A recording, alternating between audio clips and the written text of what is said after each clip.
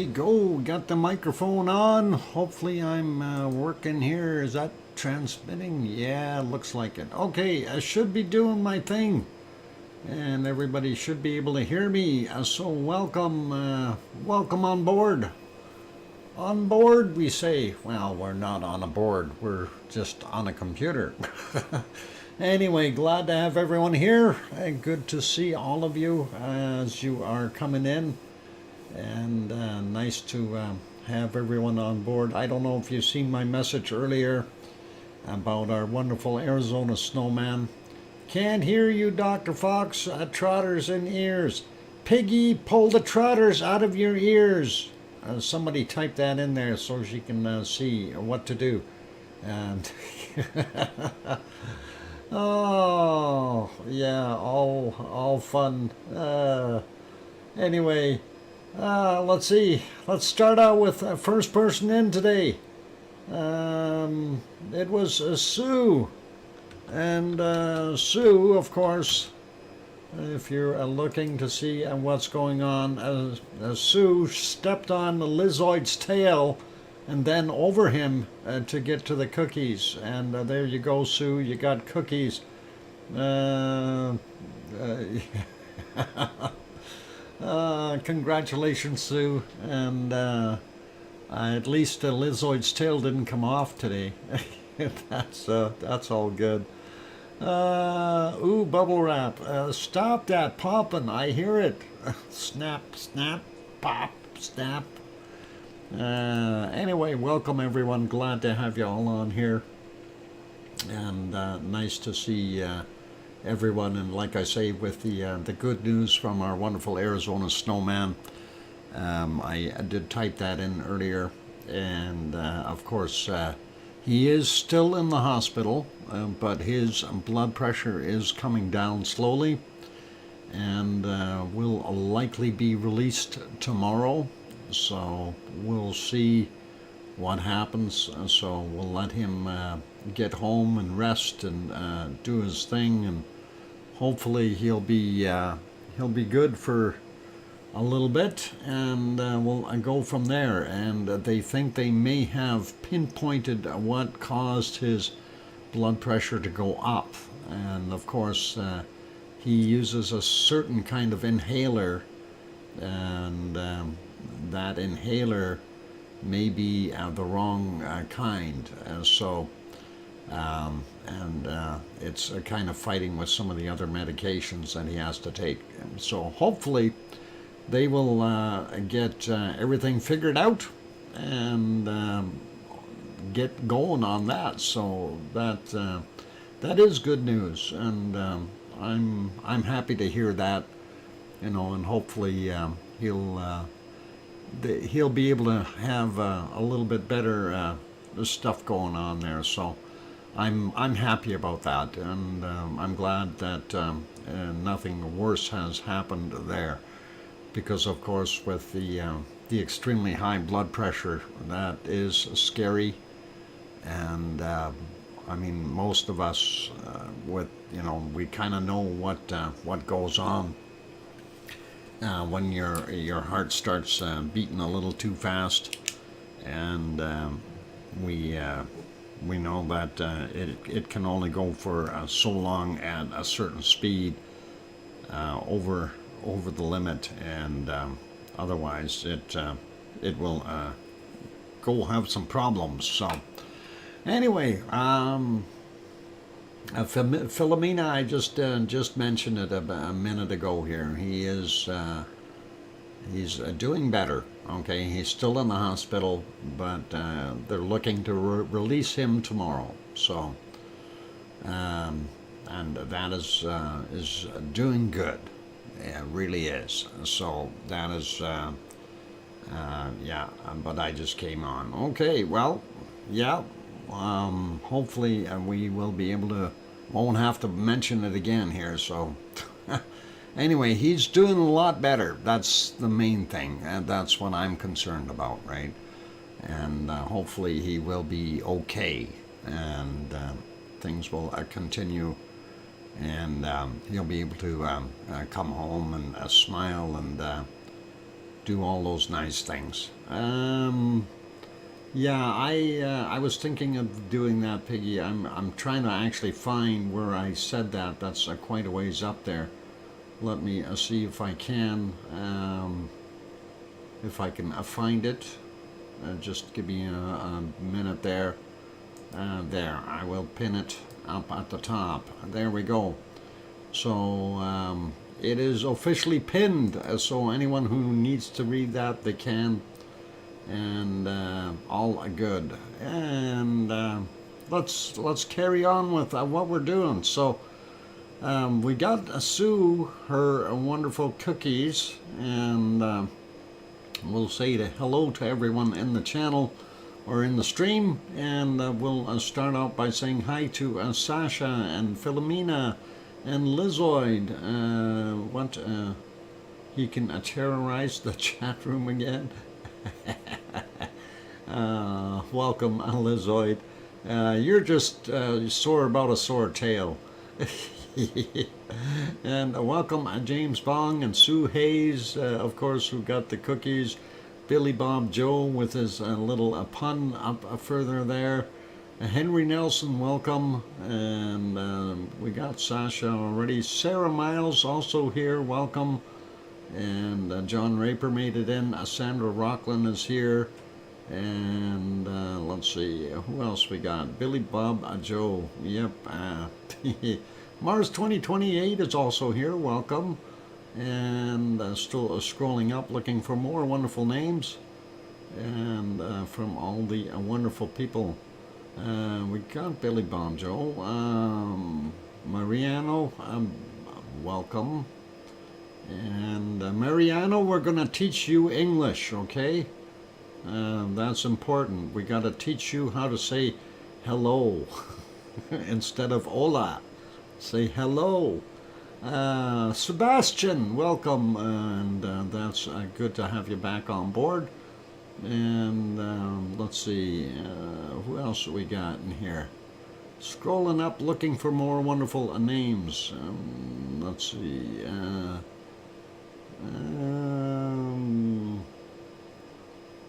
Let's see. I'm still scrolling, looking and looking and looking. And seeing who else. Oh, I see Joseph is here as well. Welcome, Joseph. Might as well say that real quick. Welcome to our moderators. Of course, hopefully Arizona Snowman's got an opportunity to sit back and just watch the show. We don't want him interacting if he is watching, and we really do appreciate that if he is. But also welcome to Piggy and C&D Boy, and I see Joseph Fields, Texas is here, and possibly Gary 24/7 Live, he's at Skies, and maybe even Lucas Snow. I haven't seen him for a bit. So those are our moderators. Welcome and thank you. And let's see, who else we got in here? We got John, we got Sebastian. I'm still scrolling up. You guys are chatting a lot in here. Holy macaroni. Okay, just looking. We got Sarah Miles. Yep, we did. And I'm up as far as I can go. I don't see anyone else. So if I didn't say your name, I do apologize. I got a Philomena there as well. Yep, Sarah we got. And I think we're good with names, but like I say, if I didn't say your name, or if you happen to be in the Lurkers Lounge or something, just watching, I'm going to say welcome anyway. Linda Schoof just popped in as well. Good to see you, Linda. And let's start out with what's happening in our volcano world. Well, actually, let's start out with what's shaking. Let's take a look at that instead for a second. And unfortunately, and I hate doing this, but unfortunately, we got more shakers happening there in Turkey. And I don't want to be a bad guy here, but we're going to go take a look at what's going on there. And I'm going to change it to a street view so we can show you where the latest quakes are in Turkey, and I'm not even sure where the last one is. The 6.2. We'll have to take a look and see on both maps here and see if we can locate it.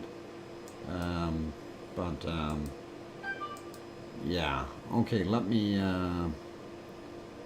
oh, they call it a 6.3. There's that one, it must be right underneath it. That's what the problem is, that's why I can't see it. Okay, let me go to the earthquake map for a second, and we'll I'll give you a pretty good idea of where it is. You can see Syria is down here, and of course Turkey. You can see where all the fun stuff was happening up here, and the Gaziantep is right in this area. And then remember the video that we looked at of Antakya area, and of course that we had the earth rip open over here on this side. Well, these quakes are over here, and there's a 6.3 right there.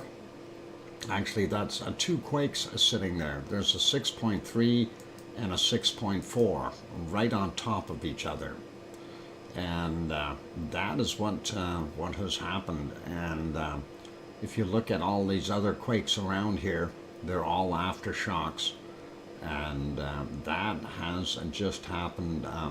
The second quake came in at 1704 at their time. The first quake came in, oh, hang on, or am I in the right place? 1704 was the first quake. The second quake, where is my time scale? I might not even have it on here yet.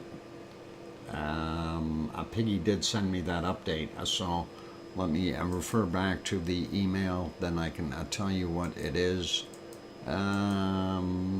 The second quake happened at 2004. And that was a 6.2. So one is a 6.3, the other one is or 6.4. The other one, the latest one, was a 6.2, and they are basically on top of each other, is what the scoop is. So if we try to look at the other map here, there's the 6.3, and we're not seeing the 6.2 on here yet. They may have downgraded it or something, but there's also other aftershocks in that region. This is on the USGS map. You can see the outline here of the border, and that is 6.4. That was felt all the way down in Beirut. Okay, so from there to down there, and they were saying that it felt like a magnitude 5 in Beirut. And what's happening there is, of course, it's the Dead Sea transform fault that is basically transmitting that, and it's really ripping there. So it's unfortunate. I don't know how much damage that 6.2 has done. I see they've got another quake there, a 4.3, that happened according to this map. And the other one here, like I say, the two are right on top of each other. So, and again, the earth had ripped open over here. That's the video that we had seen of the big crack, and that was on this side. So we definitely know there's a lot of attention there. There's all kinds of quakes in that area, small ones, big ones, and it is just ongoing. So yeah, while they felt it down in Beirut, there was no other quake in Beirut, but that 6.4 was felt in Beirut as approximately a 5. So that definitely shook the area. Adana over here in Turkey, they definitely felt it. and it continues to be going on. Piggy says, yeah, so far 59 aftershocks, and that's quite a few. Welcome to Wonky Donkey. I'm glad to have you on board. And yeah, it is what it is. Like, we can't stop any of that. We do have to kind of go, yeah, we do feel sorry for the people living there, but that there's just nothing we can do about it to stop any of that. This has been kind of a cradle of civilization forever, for literally thousands of years. People have been living in these areas, and this is part of what happens there. Welcome, Tom Dyson Pepper. Good to have you on board. Yeah, and we're hoping Piggy does. They need super glue along it, or silicone.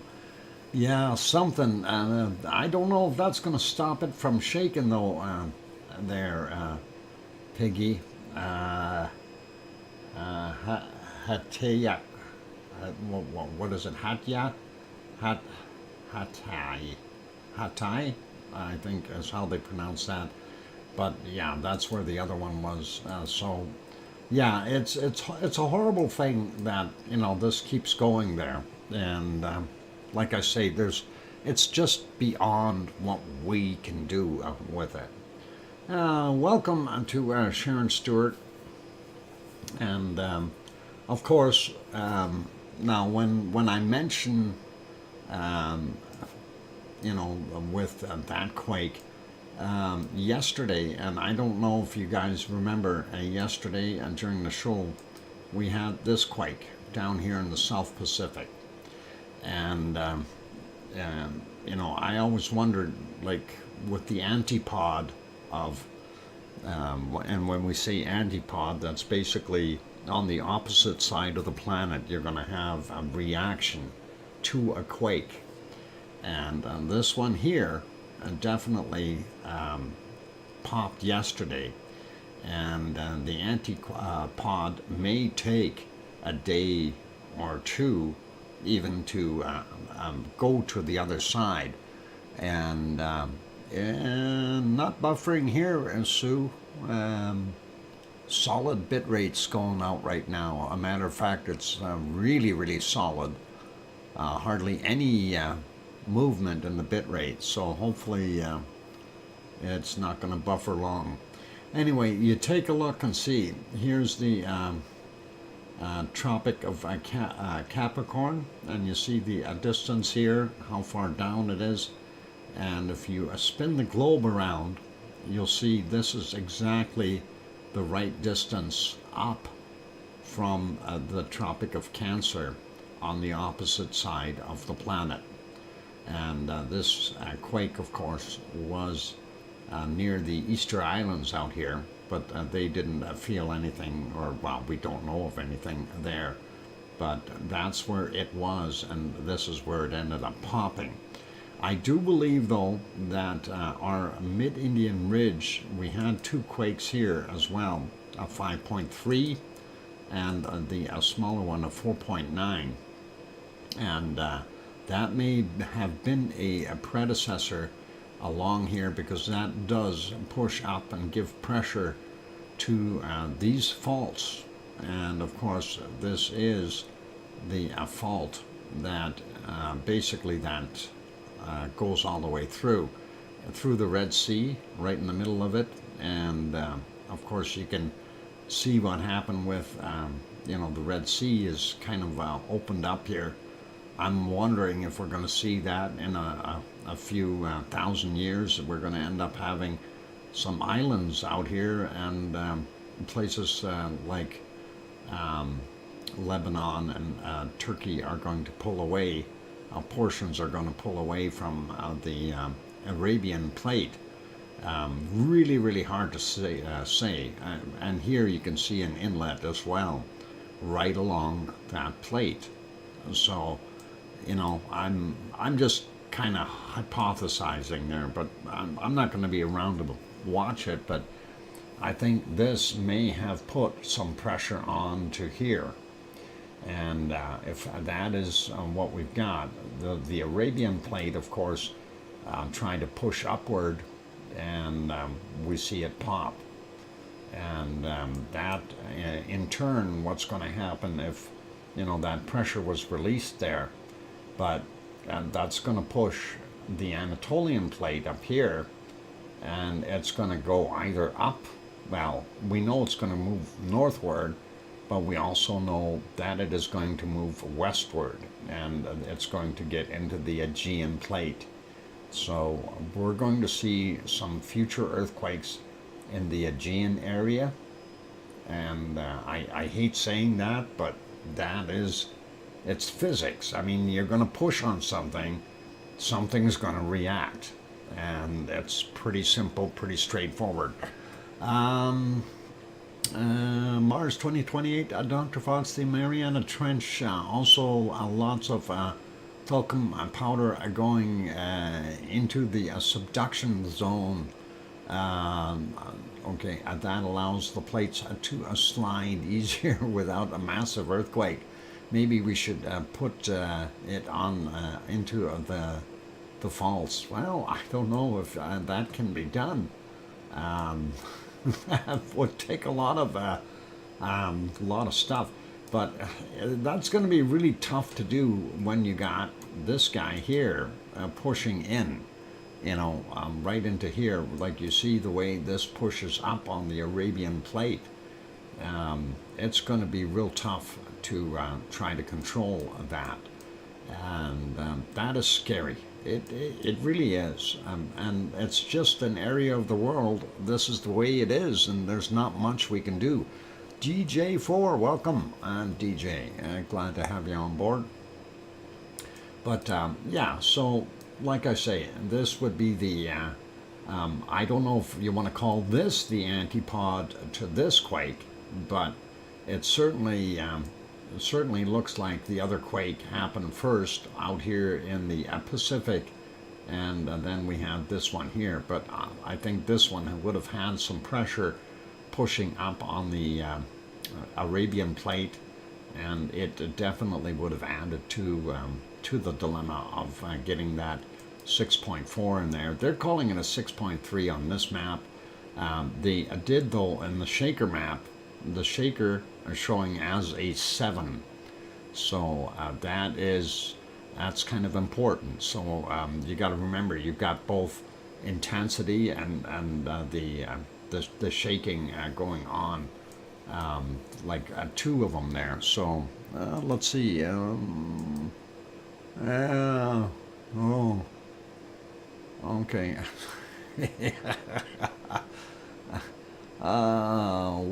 Leo just sent me something.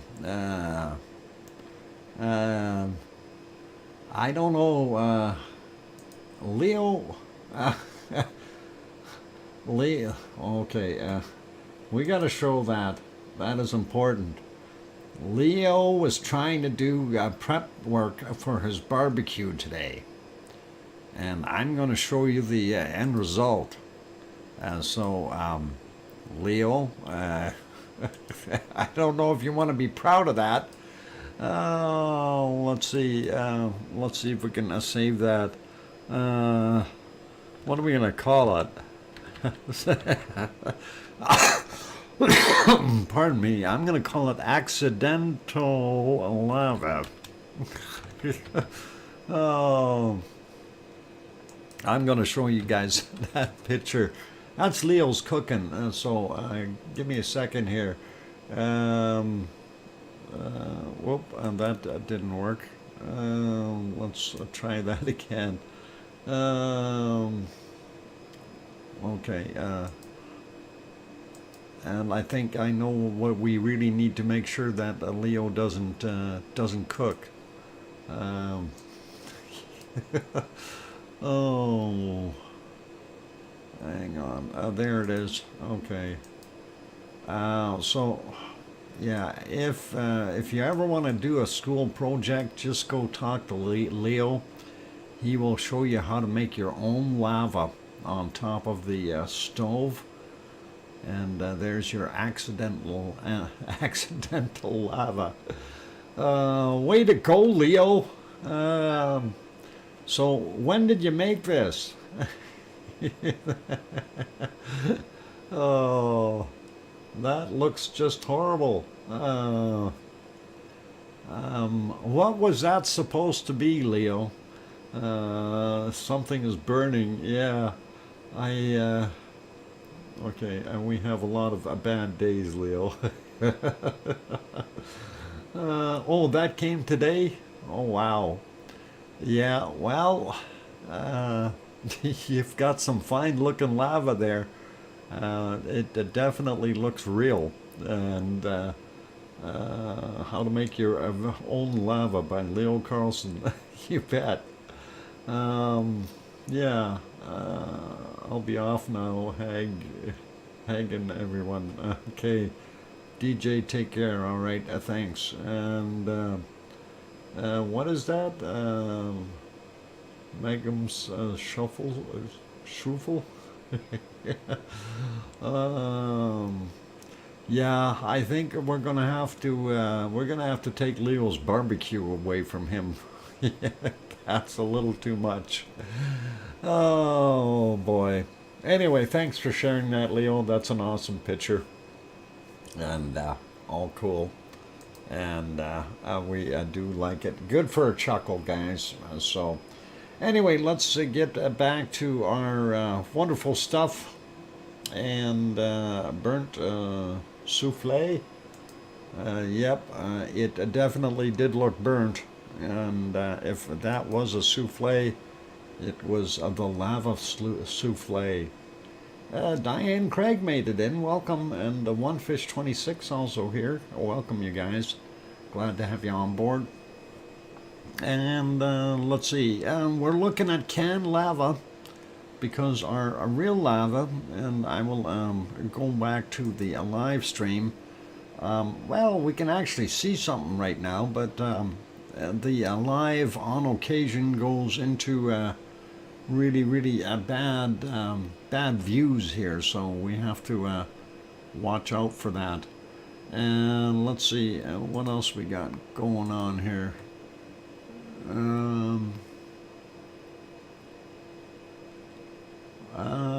No, I did not, Piggy. Did not see that. I thought I seen Amelia today, but I didn't see any updates there. And I hope everything is okay there.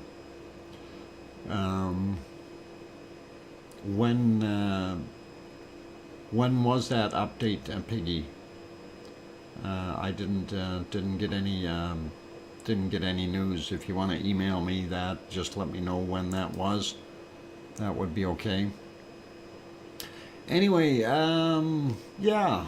So, looking at what we see there in Hawaii, let me get over there and actually onto that page. There we go.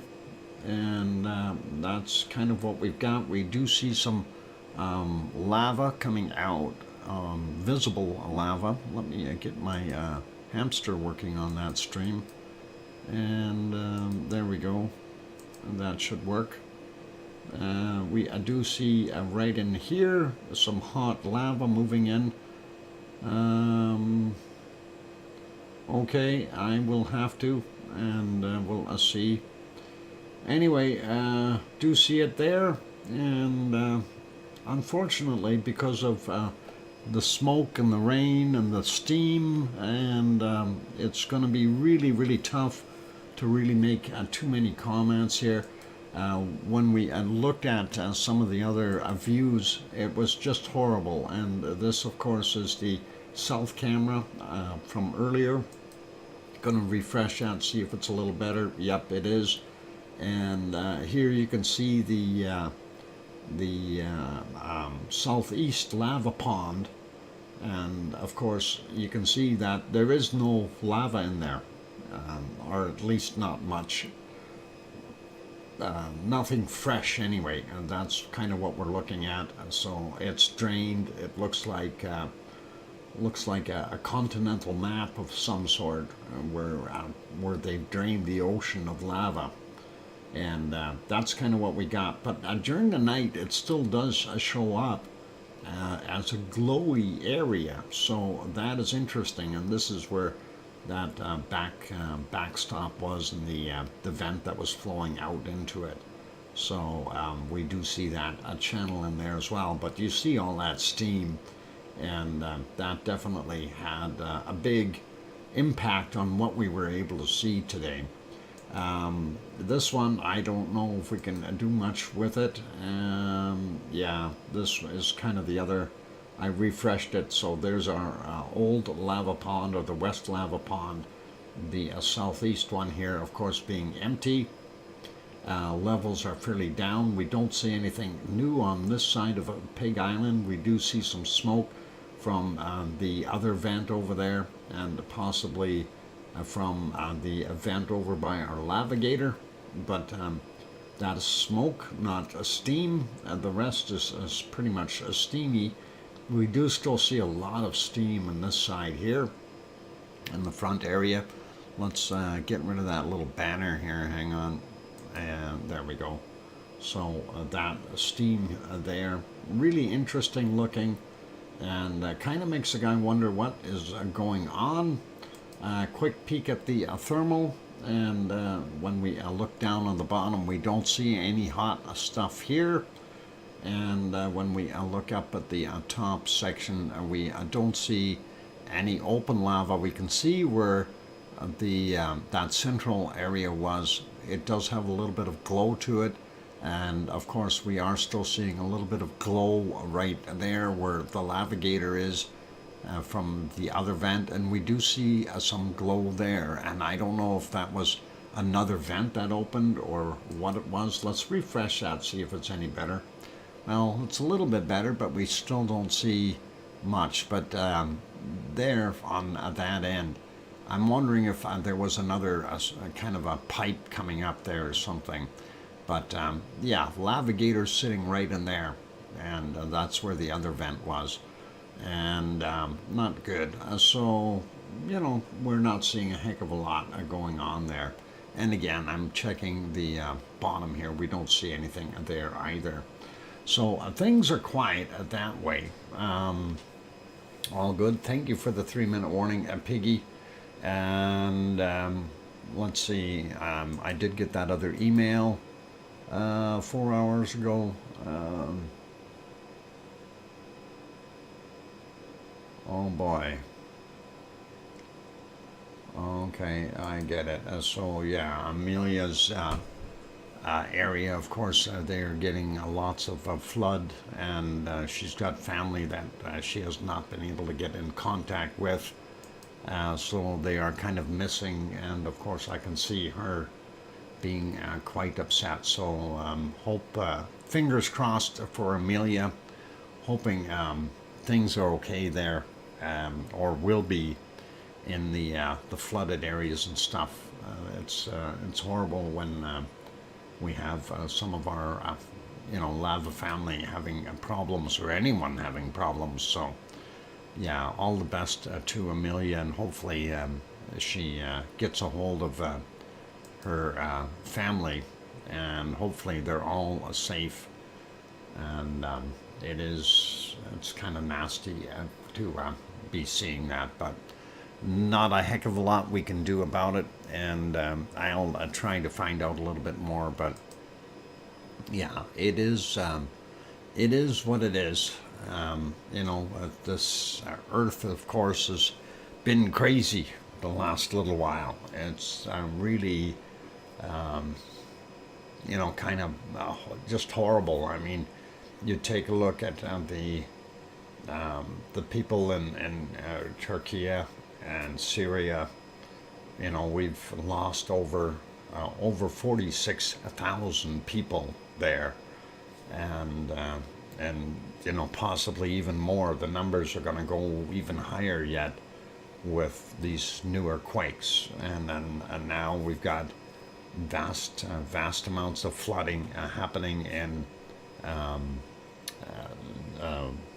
New Zealand, which is just horrible. And you know, the storms have passed, but then they get more storms with just rain pouring in, and it's horrible. Michael Olson, thank you very kindly for that. I'm gonna write that down. Get my pen going here, Michael. Thanks, Michael. I appreciate that wonderful super chat, Michael Olson. There, we got it written down. Thank you very kindly for that super chat, and I do appreciate it. Yeah, it is time for me to take that break, so I'm going to put you back on that canned lava for now. Let you watch that while we're on the break. Of course, this is from the 18th, so 2 days ago, and you may recognize this. This was the stuff that I used to make that time lapse with. So that can is about 7 hours worth of lava, and hopefully that'll be okay. On that note, for those good people who are here, if you have not yet hit that like button, please help us out. I see we have 53 likes up on the board so far. If you have not yet hit that like button, please do give it a quick shot. That would really be awesome. Also, if you're liking the show so far, please do consider subscribing if you haven't done that yet. Most of you that are around are, well, anyone in the chat is obviously subscribed, but there's a lot that do watch it from the Lurkers Lounge kind of thing. And if you haven't subscribed, do consider doing that if you are enjoying the show. Piggy, thank you very kindly for that £2 super chat there. And it says, Dr. Fox, thanks for keeping us updated. You are very welcome, Piggy. And, you know, I try. And sometimes we got good news and sometimes we got bad news. And, you know, we try to do what we can. Anyway, I'm going to go take that break, so stick around. I'll throw some music back on, and after this we will go to Iceland, and we'll see what we can come up with, talking about Askia and the Reykjanes Peninsula, and see what's going on there. Don't go away. I'm your host, Dr. Fox2000, here in Edmonton, Alberta, Canada. And I'll be back in about 5 or 6 minutes. Thanks.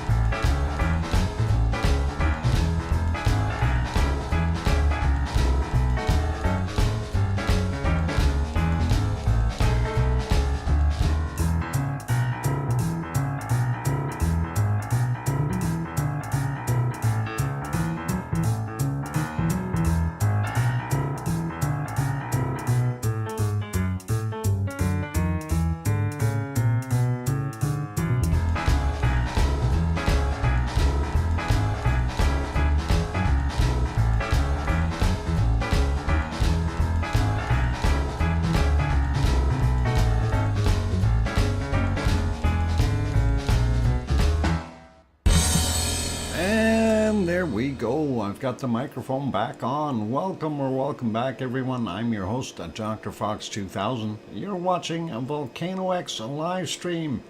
And I see Mummy of Hamsters has popped in. And Philomena left. Good night, Philomena.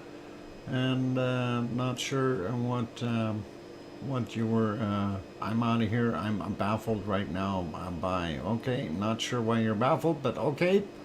And thank you for the welcome backs from Mummy of Hamsters, who popped in saying welcome back, Uncle Doc.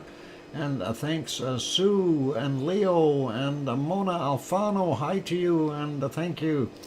And who else popped in there? And Wonky Donkey is leaving. Good night, everyone. My interests are being interests are being updated, and it keeps dropping out.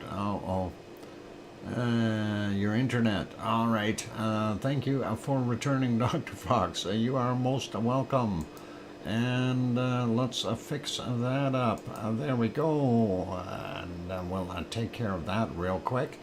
And let's carry on. Thank you, Sasha, for the welcome back, and Sandra Rockland. And Mars 2028, and I hear you, Dr. Fox 2000 from Sharon Stewart, and One Fish 26 as well. Okay, good night there. And what did Henry just retract? I missed what Henry said. No worries. Anyway, let's take a look at our wonderful Iceland. Let's get over there and see what we've got cooking. And, that ain't gonna show much. How about this? And there's the capital city of Reykjavik. If we go back about 10 hours, we can see what it was like during the daytime. That should bring us back to about 2:30 in the afternoon. And kind of a sunny time right then and there, but you can see some inclement weather off in the distance, some clouds, of course, here and there, and more like they got lucky and got some sunshine for a few minutes. If we go look at a few of the other shots, we know it's they had the system's weather moving through as usual, so that's what we see. Not much we can do there. So that's kind of what we were seeing, and of course when we leave it on live, we see what it is like. So we had snow on those mountains in the background and all that. Let's take a look about 10 hours ago and have a look at the airport area and stuff. A little bit less snow in the fields here in front of the Perlin Center. And looks like the airport is starting to melt as well. So not a bad day there after all, but still they weren't getting anything major happening, and that's getting pretty close to sunset as the clouds moved in again and give them a little bit more precipitation. So likely going to get some more snow there tonight. Hopefully not. We'll see what happens. We did have this is Katla, by the way, and we did have a relatively nice view of Katla way early in the morning. Well, not early in the morning, but about 12 hours ago. And there is our wonderful Katla, and that is that big snow mound, and you can definitely see what it is looking like. So that is pretty nice, and awesome looking. And I do like it. It is covered in snow, and we do see the mountains in the front here, a little less snow on them, and of course the park area where everybody usually goes, empty today, nobody there, and that's a little surprising. Even on snowy days we were seeing people there. I wonder if let's see, hang on, it's Rosenmontag in Deutschland, in Germany. So I wonder if that has something to do with it. And anyway, that is what we've got going on right now there at Katla. Nothing too dangerous. If we go ahead a little bit, we can see This was about 8.5 hours ago. You see the raindrops and stuff on the camera lens, and then as the sun slowly went down, we do see that the cloud layers were building up. So we do see some people there at that point in time, which is pretty cool. And other than that, that is kind of what we were seeing there in Iceland. I do want to talk about Askia, and I did have an image which was actually from the 16th of this month. In other words, 4 days ago. And I did save it here somewhere, and I am trying to locate it. And let's see if I can find it. Why am I not seeing it? I did save it just moments ago, unless it saved it magically to another folder on me, which happens sometimes. Let's see if we can find it, and maybe it's in here. Look down on the bottom and see if we can find it, or I'll have to resave it again. Where is it? Okay, I found it. They put it in the other one.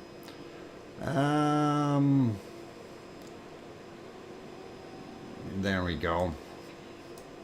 And that is Askia.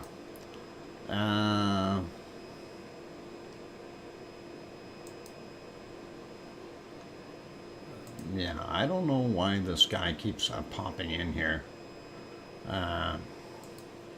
Anyway, that is what Askia is looking like, or what it looked like. Remember, we seen those satellite shots with a lot of the holes. This apparently was a flyby by the research team, and that is what the latest. This was on the 16th that they did the flyby, and you can see that lake really has opened up. Not all of the ice is gone, but a good majority of it. So that is very, very interesting. Yeah, it is important to report that individual, and we will continue to report him for harassment and bullying, and it is just one of those things. He's already on the list, yeah,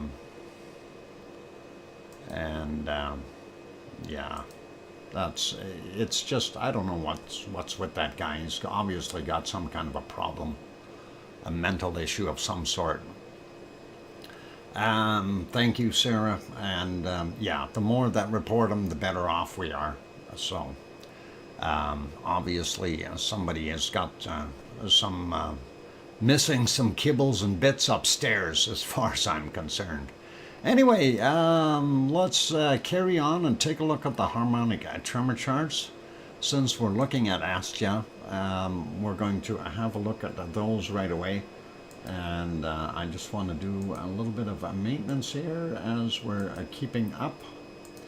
And get over to the right screen. We're going to refresh, and there we go. There is our Fragile area, and you can see what's going on there, and pretty awesome. And of course, that is what we've got going on. Downward trend right now, and that is not what we want to see, but at least it hasn't gone down too far. At least it's not sitting down here somewhere. So definitely continuing to do its thing. And that is what we see at Fragile. I do want to go up to Askia for a second, and we'll take a look. There's the Askia chart, and you can see the continued activity. It dropped a little bit, but we've got multiple tremors and quakes in the area, as you can see in the blue, and that is indicating that there were quite a few. It's as Yvonne put it today, She said, it's not whether it will or not, it's when will it blow. And they are now thinking that pretty much for sure Askia is going to pop. It's just when is it going to pop. So that is something that we kind of got to keep our interests on right now. We'll see what happens. But, you know, I want to kind of re-mention, though, that Askia has done this before. It has melted before. The ice has broken up. It has warmed up. And then all of a sudden it got cold again. And, you know, even with magma chambers loaded. Now they're saying that this thing has 10 cubic kilometers of magma underneath it. And if that indeed is how much magma is there, and this thing gets a good shake and cracks open, and that lake water gets down into that magma chamber, you're going to see some massive explosions, and likely going to be blasting for a little while till the lake is dry. And then you're going to see everything. Yep, it will be messy, Piggy. It's going to be messy. And luckily, though, the good thing about the location is that there's nobody around. And that's, I think, one of the biggest things that we can look at there and go, you know, thank God there's nobody in the area. Nobody is around that whole area. So if it does pop, it's, you know, it's on its own. It's going to do its thing. They're going to feel the shaking over in Reykjavik. They're going to feel the shaking, and Grindavik, they're going to feel the shaking up on the other end, up in Grimsey. But at least nobody's going to be physically impacted unless they happen to be wandering on the caldera. Okay? You know, on the edges of going, hey, look, it's a lake, it's open. Yeah, then you're not going to have a good time. I can tell you that right now.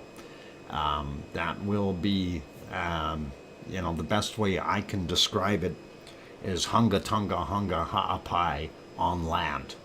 So that could happen, right? And we'll see. Anyway, let's get over to our next chart. We wanted to take a look at, where's the Grimsey one? There's a Grimsey right there. So we did see Grimsey going up and then dropping back down as well. And it had quite a bit of activity. So kind of wondering what was going on. It also had some quakes in there, very noticeable. So right now, Grimsey, up on the northern most populated point there of Iceland, is doing its thing. Let's see if our Grindavik, no, Grindavik chart is still broken. Somebody got to go kick that sensor. And let's see if we go back over here and take a look at our Krasavik. Krasavik, where are you? There's a Krasavik. So we can see it went way up, went way back down, started coming back up, and kind of back down again as well. Hey, it's, let's see, Dan, what? Dan Conboy. Thanks. Okay, Dan Conboy. All right. That's interesting. We'll take a look at that for a second here. And, oh yeah.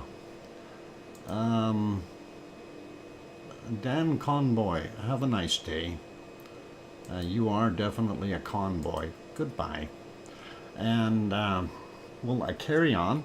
Welcome to LOL, Gemma Super Kitty 2, and glad to have you on board. And yeah, hopefully it's Dave and Claire. Hopefully you're doing well. Anyway, we do see that. So right there is what we've got happening there at Kristevik, and of course that is to the north east of our Fragerfjall area. Yeah, just so you know, the reason, I mean, you take a look at the name, Dan Con Boy. He is a con boy, okay? And that is exactly it. So, when was the account made? About 25 minutes ago, okay? So we kind of know. We just kicked somebody out of the channel for being harassing, and all of a sudden there's a new name in there. That's why, okay? That's pretty simple. Anyway, yeah, sorry guys. Just some of that stuff. Just anyway, we'll fix that little wagon real quick, and we'll make it a little bit more fun for him. I'll let him waste some more time. And thank you, Peggy, for the 4-minute warning. And this way, we will make sure that we burn some of their time. All right, all good. And let's we'll go over to the earthquakes. And let me. I'm going to get my other thing back onto Fragerfjall. And let's see, where are we here? Just about got it there. Okay, I've got that one reset and going over to the earthquakes real quick. And now, what I noticed is up here, remember this is where Grimsey is, and we did see some fairly large spikes there on the Grimsey chart. So we do have those up on the top.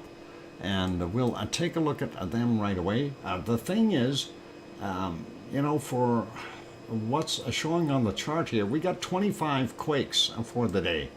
And Askia, according to this, has nothing around it. So for a volcano that's going to pop, where are the quakes? Where's the noise? You know, we're not seeing it. But anyway, let's start down here. 1.7 from 1915. And that's 1.1 kilometers down out there in the water.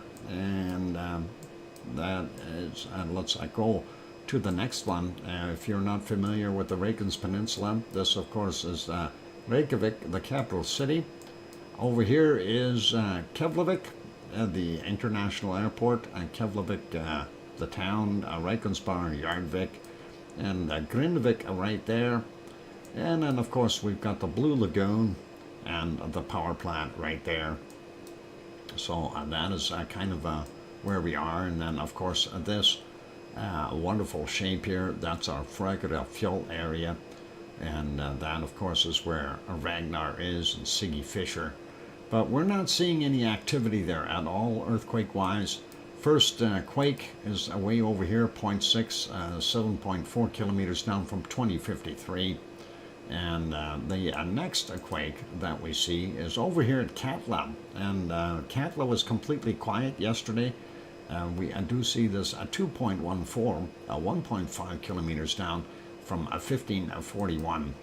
And it is kind of break time. So what I'm going to do is we'll restart here after we go do our thing with having a look at our bacon seeds. And then we will go from there. Piggy, good night. You take care. Hugs to you, and stay safe.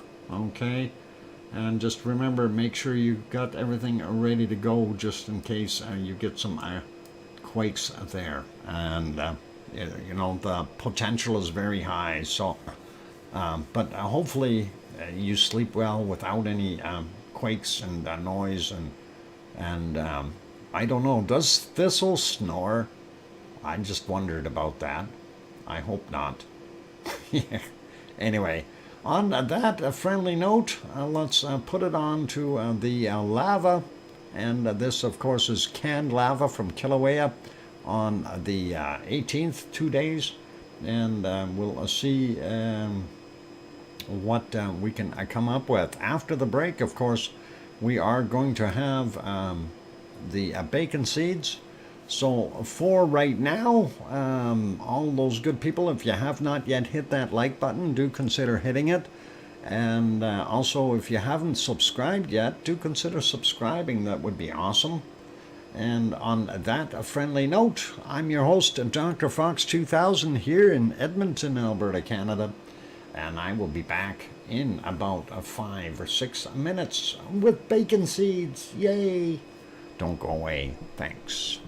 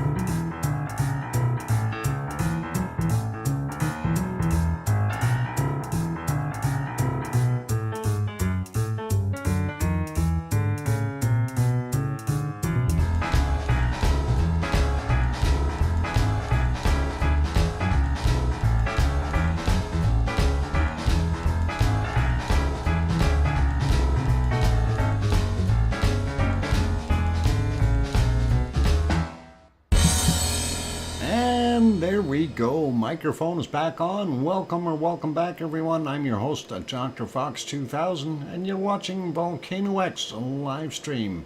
Thank you for the welcome backs from Sasha, and old Mummy of Hamster says, welcome back, Uncle Doc. And thank you, Sue and Mona Alfano and Mars 2028. And I'm sure Sharon Stewart will go, I can hear you, Dr. Fox 2000. If she didn't get on her Skype to go singing. I really hope she does do that one day and actually gets the melody right. And there she is. And gets her singing friends to do that. And, you know, they can get that, what is it, a quartet or something? Going, ha, Doc, yeah. Cynthia saying, we missed you, Dr. Fox 2000. Thanks, Cynthia, and welcome, by the way. All right, I did say that we're going to have bacon seeds, so let's go over there and take a look and see what we've got. No singing today or Wednesday either. Okay, no worries. And we'll see what we can do. Anyway, that was yesterday's bacon seed, the last one, and of course that is the hogwash going on there. And anyway, and we'll worry about that later. And of course, there's Piggy getting ready to send some more of those wonderful bacon seeds. And here's the first one of today, and that is I guess they call that a pocket pig.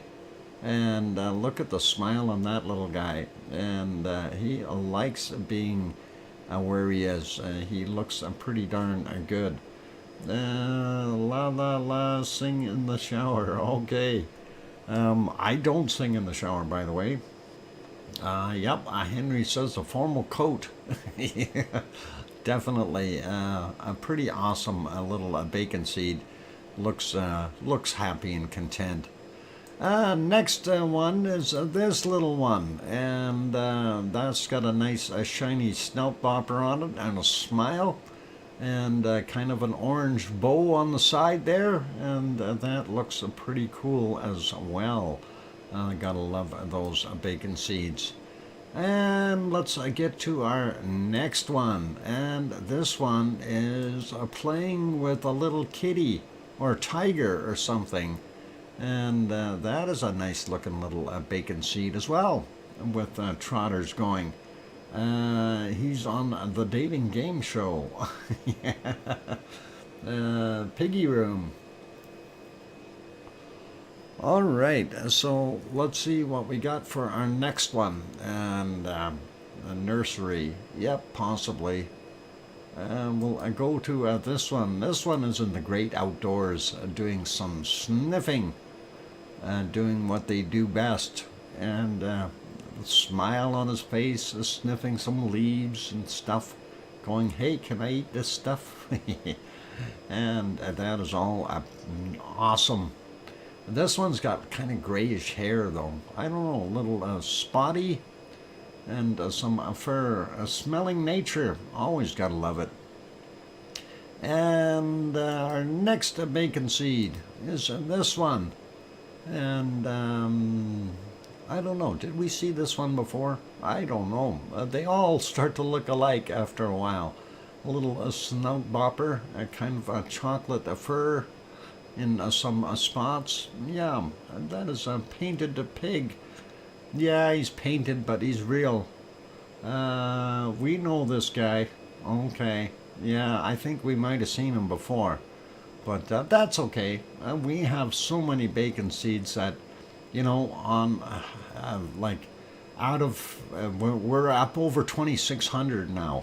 So if we have a few duplicates, it's going to happen. And it's always hard.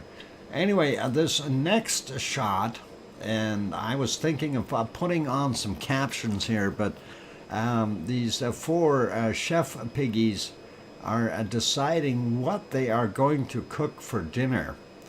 And I was thinking that they were going to come up with something like bacon or pork chops or something. I don't think the one on the table is going to have any of that.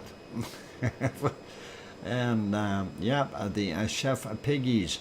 And what? Looks like cookies. Yeah, they do have cookie forms there, so maybe that's what they're up to. And they're going to make cookies. The new contestant on the Great British Baking Show. Piggy Cooking Show. Will it be cook or chef number 1? Or chef number 2? Or chef number 3? Or chef number 4? The one on the table looks a little nervous.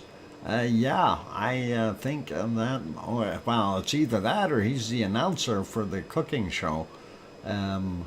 Anyway, I hope he's not the one on the menu. Oh boy, let's carry on here. And I don't know if we've seen this one before, but he looks a little pouty. I guess he maybe wants a friend to play ball with him or something. Or he was told it's time to go to bed. One of the two. Pouty, yep, ball pit. Yep, it's definitely an awesome look. Preschooler, yep, there you go. And we have one last bacon seed for today, and that is this one.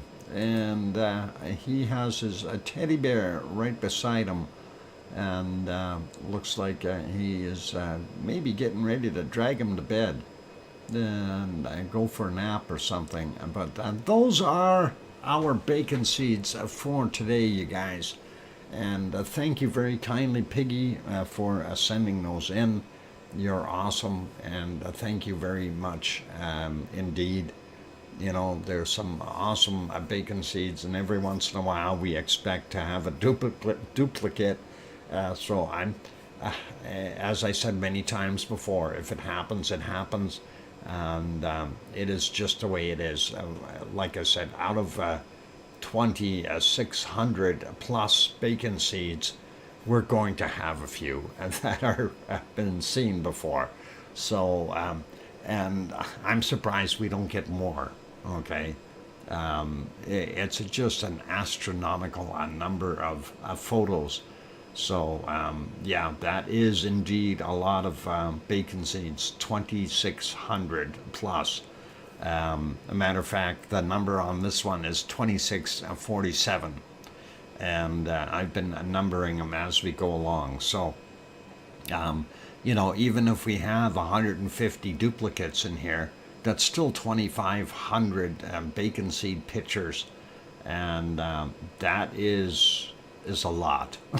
That's a lot of pictures, and I can understand, you know, having a few duplicates here and there.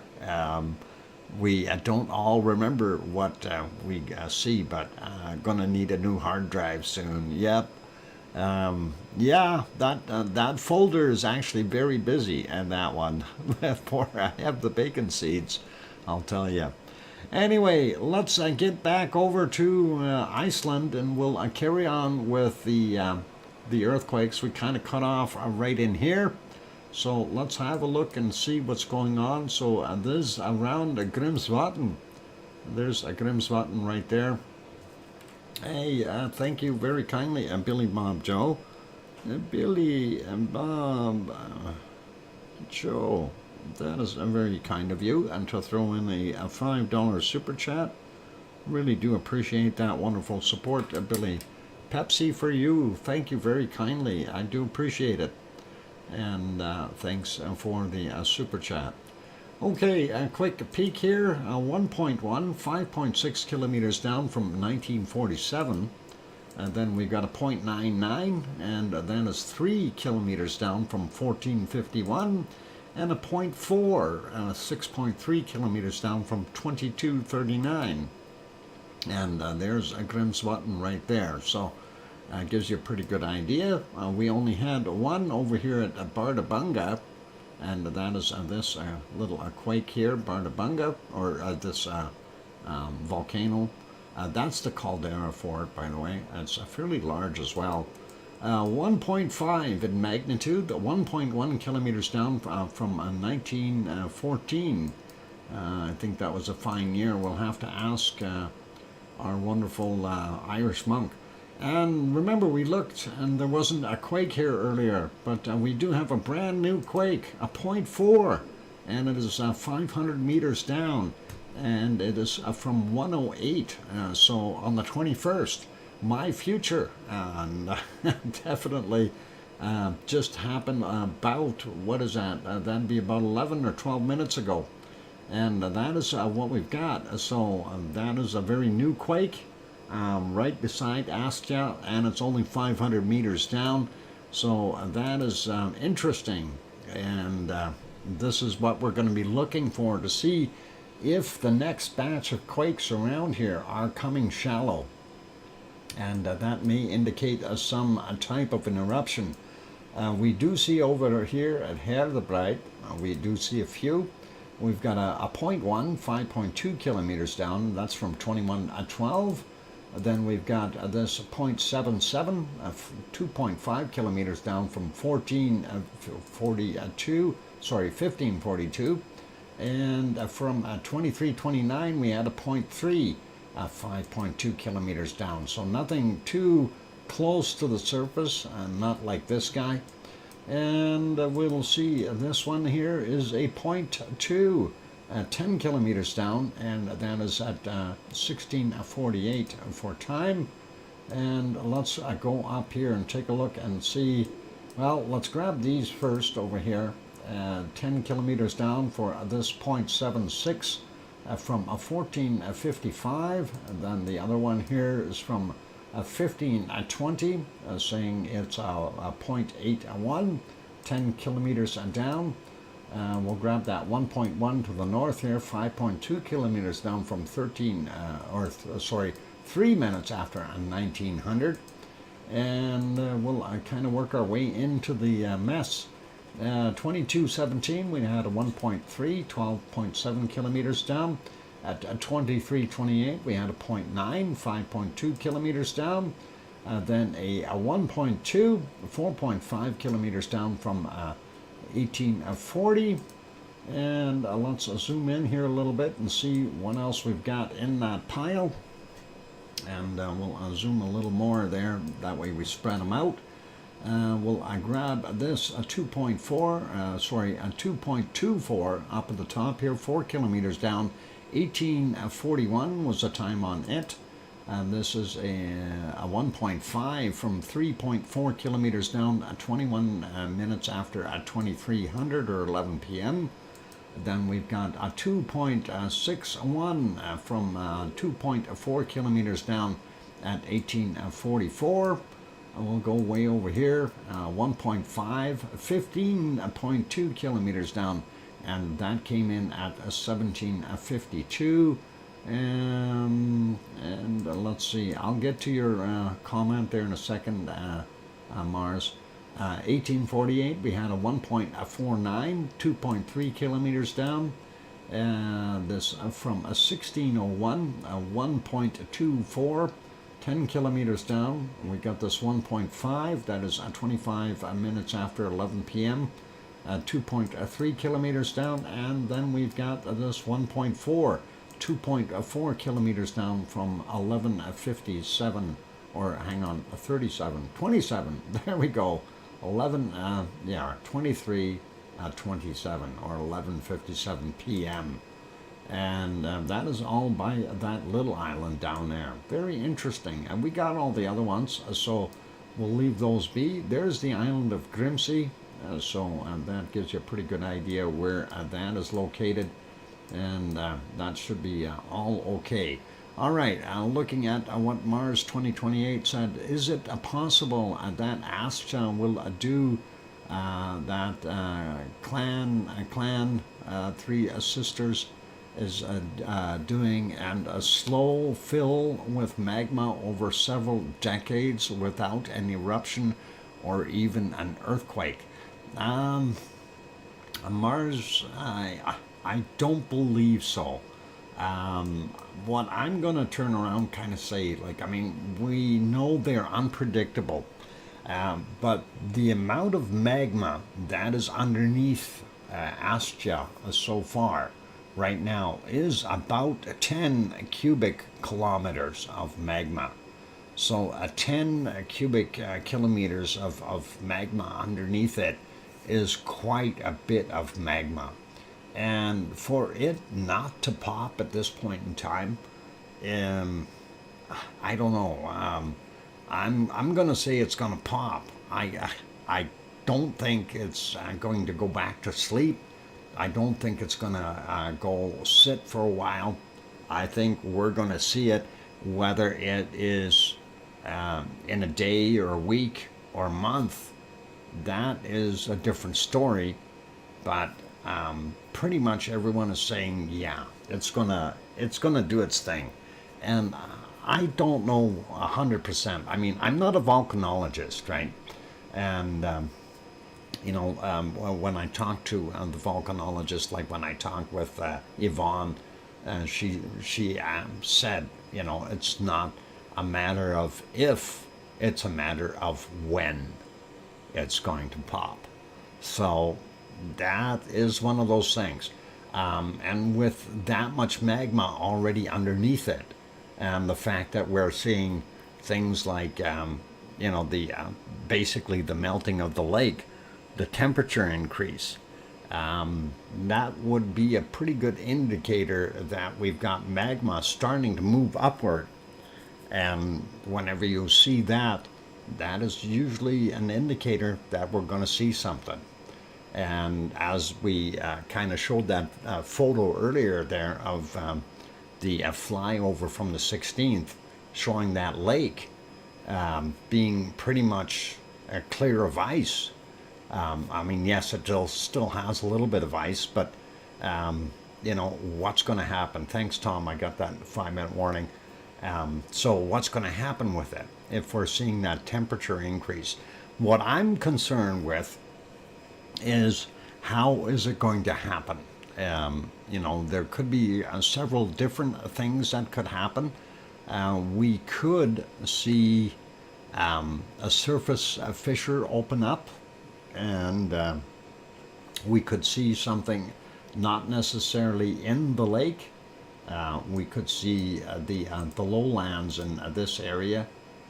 We know that the lake has a fairly high caldera built around it, but is it possible that here in the lowlands that we're going to see something pop up?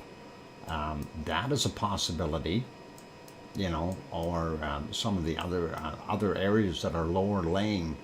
Are those, the possibilities of what could happen? Or the fact that this is warming up, and again, the caldera around here is fairly built up, but the lower areas around it are susceptible to having a fissure open up during a good quake. I wonder what Yvonne thinks of the Central Oregon to allow magma in a slow fill chamber for decades, and and not do anything else. And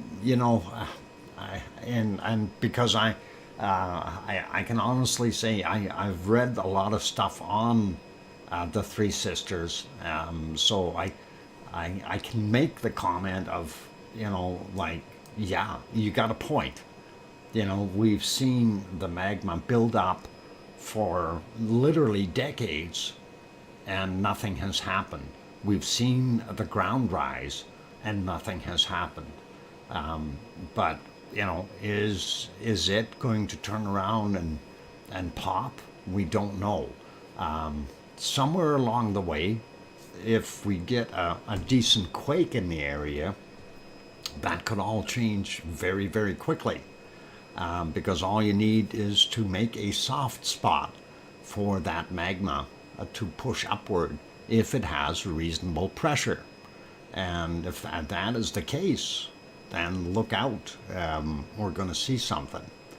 and that north sister is the likely one that will show it. If it's not right in the north sister, it will be right around the edges to the western side, because that is where the uplift has been occurring. So, you know, that's kind of what you kind of have to look at. And I know I'm kind of dragging on with this a little bit, but the Three Sisters, for those who don't know, they are in Oregon, and the magma has been building for years, and I do believe it's somewhere around 54 centimeters of elevation that it's created in the last 10 years or so. 54 centimeters is about 18 inches roughly, and that's a lot of uplift. So you know, your ground is a little bit higher, and it makes you wonder. And again, it matters as to what the ground really is made of as well, what kind of layers and how stretchy and flexible that upper surface material is, and how far down, of course. So it's one of those things. You kind of gotta wonder what's gonna happen. But with Askia, it's the same kind of scenario. Are we going to see it? And, you know, all it takes is one wrong quake in the wrong area. And that quake will cause something to split open, a few rocks to pop apart, and lo and behold, we will have a volcano.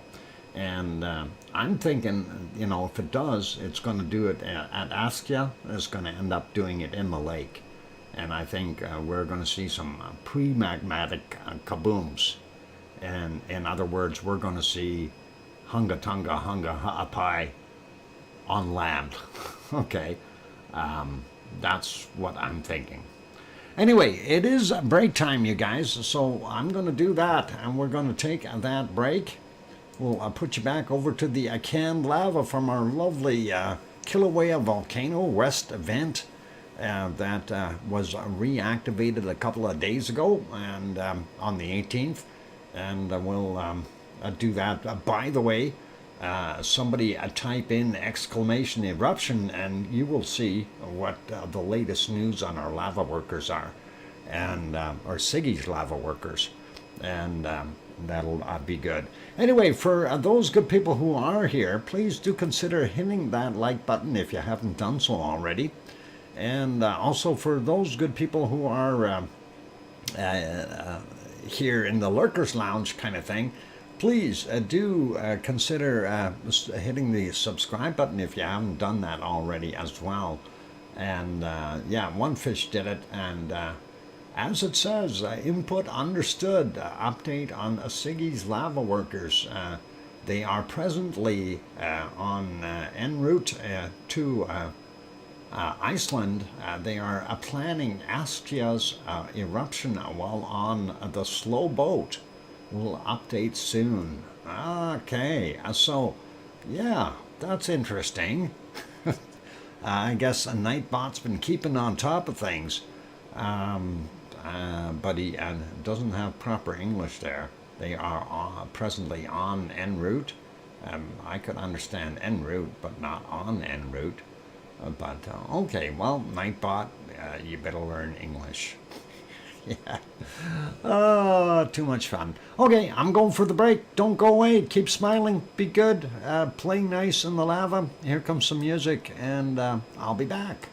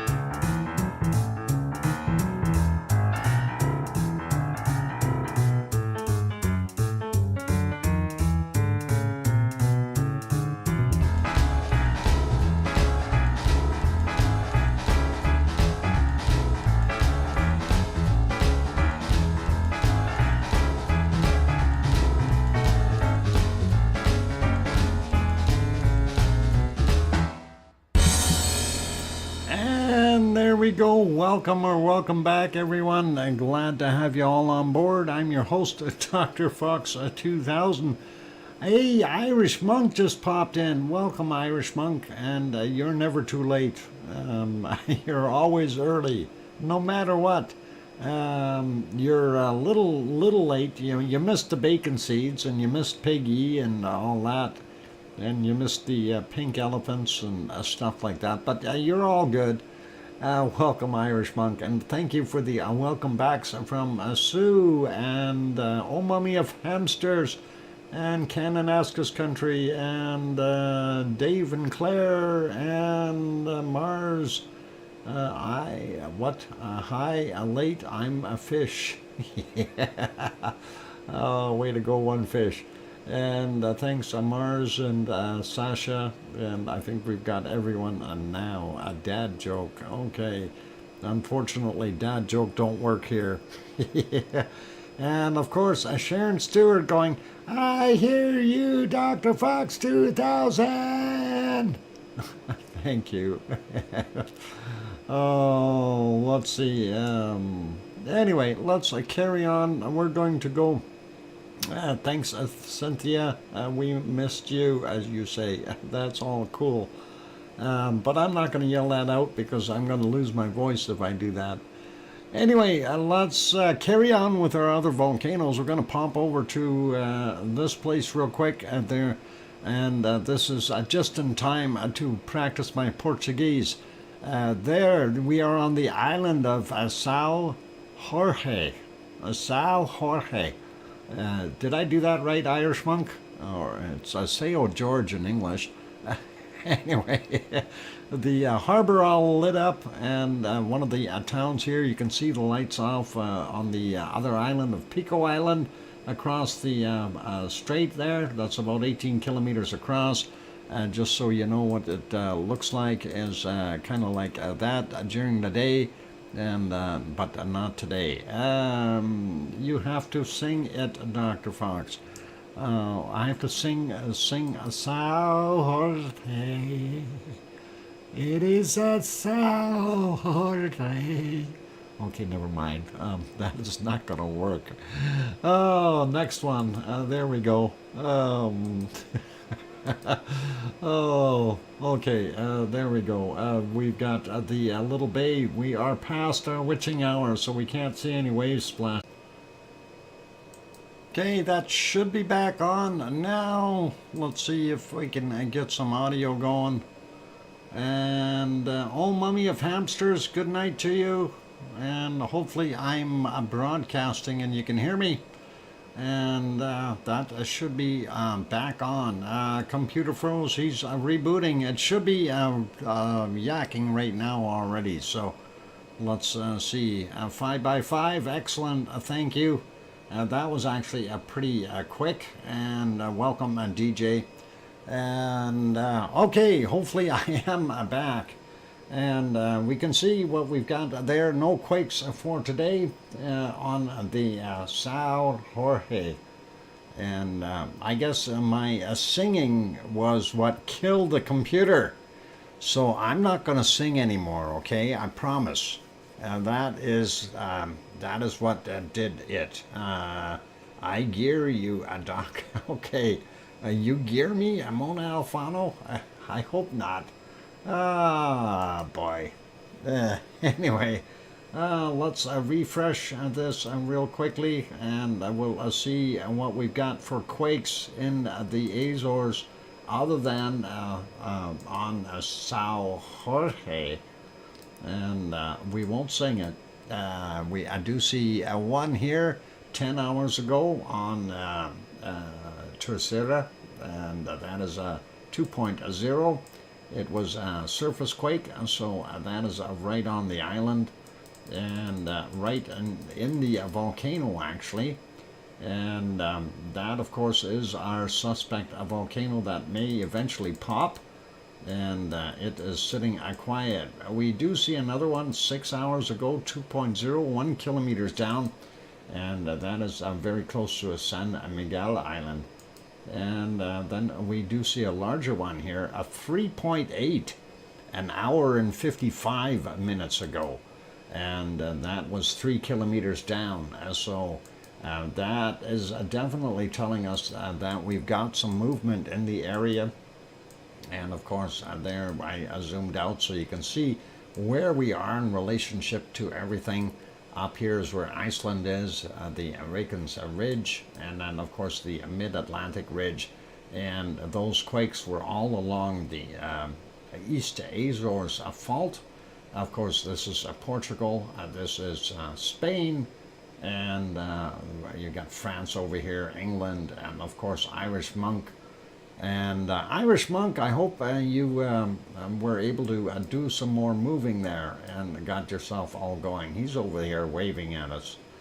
and that's Newfoundland over here, and this is Nova Scotia, and that is, of course, a Sioux right over here, and that is all good. Russell Brainerd also popped in.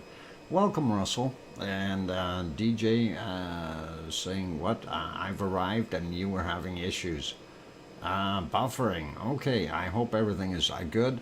Anyway, that's kind of what we have there. Let's see if my other screens are working. Well, that might. I've got lots of commercials happening. There we go. And that one is still in place, so that's all good. And yeah, Sue wave back. That's excellent. This one, of course, we are off to Mexico really quickly. Popocatépetl, and it's dark there. We see at 1950 is the time.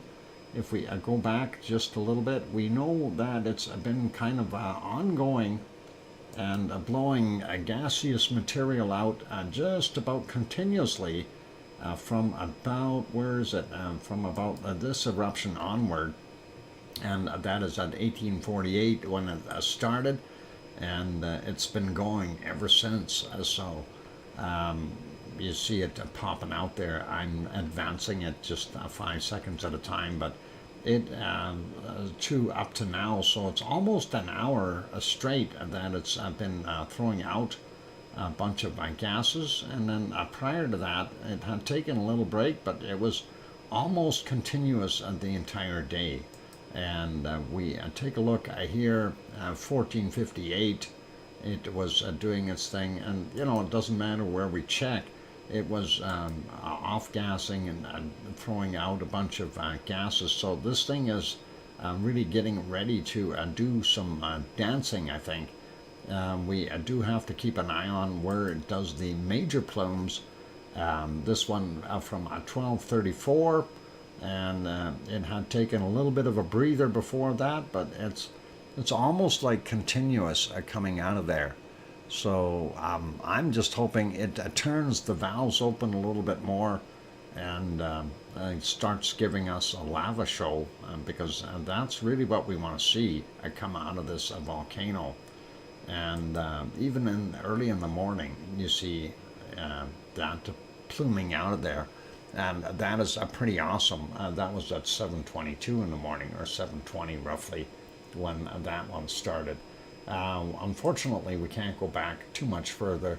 7:07, you can see it was still cooking. So that's kind of what we've got going on at Popocatépetl.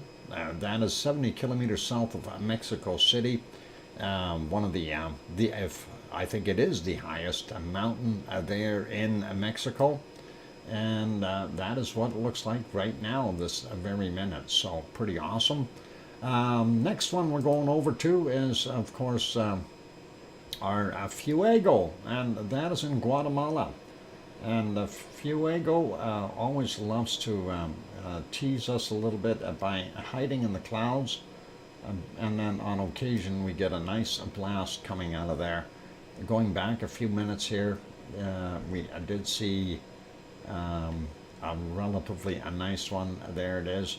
A lot of lava bombs being thrown out, and you can see the height and the distance. Some of those lava bombs very, very large, and yeah, it didn't throw it as far as over here this time, but still quite a variety of lava bombs coming out of there. I do see some lights over here. These guys are taking a risk being here. Yeah, the photographers, you are risking your life, buddy. That is something that I really have to emphasize, because when we seen that other blast that started the forest fire, I really do have to advise caution against being up there. This one, we'll let that one play through too. This was at 1917, and it was a neat blast up top. And you can see there's the photographers. They're all there in the danger zone.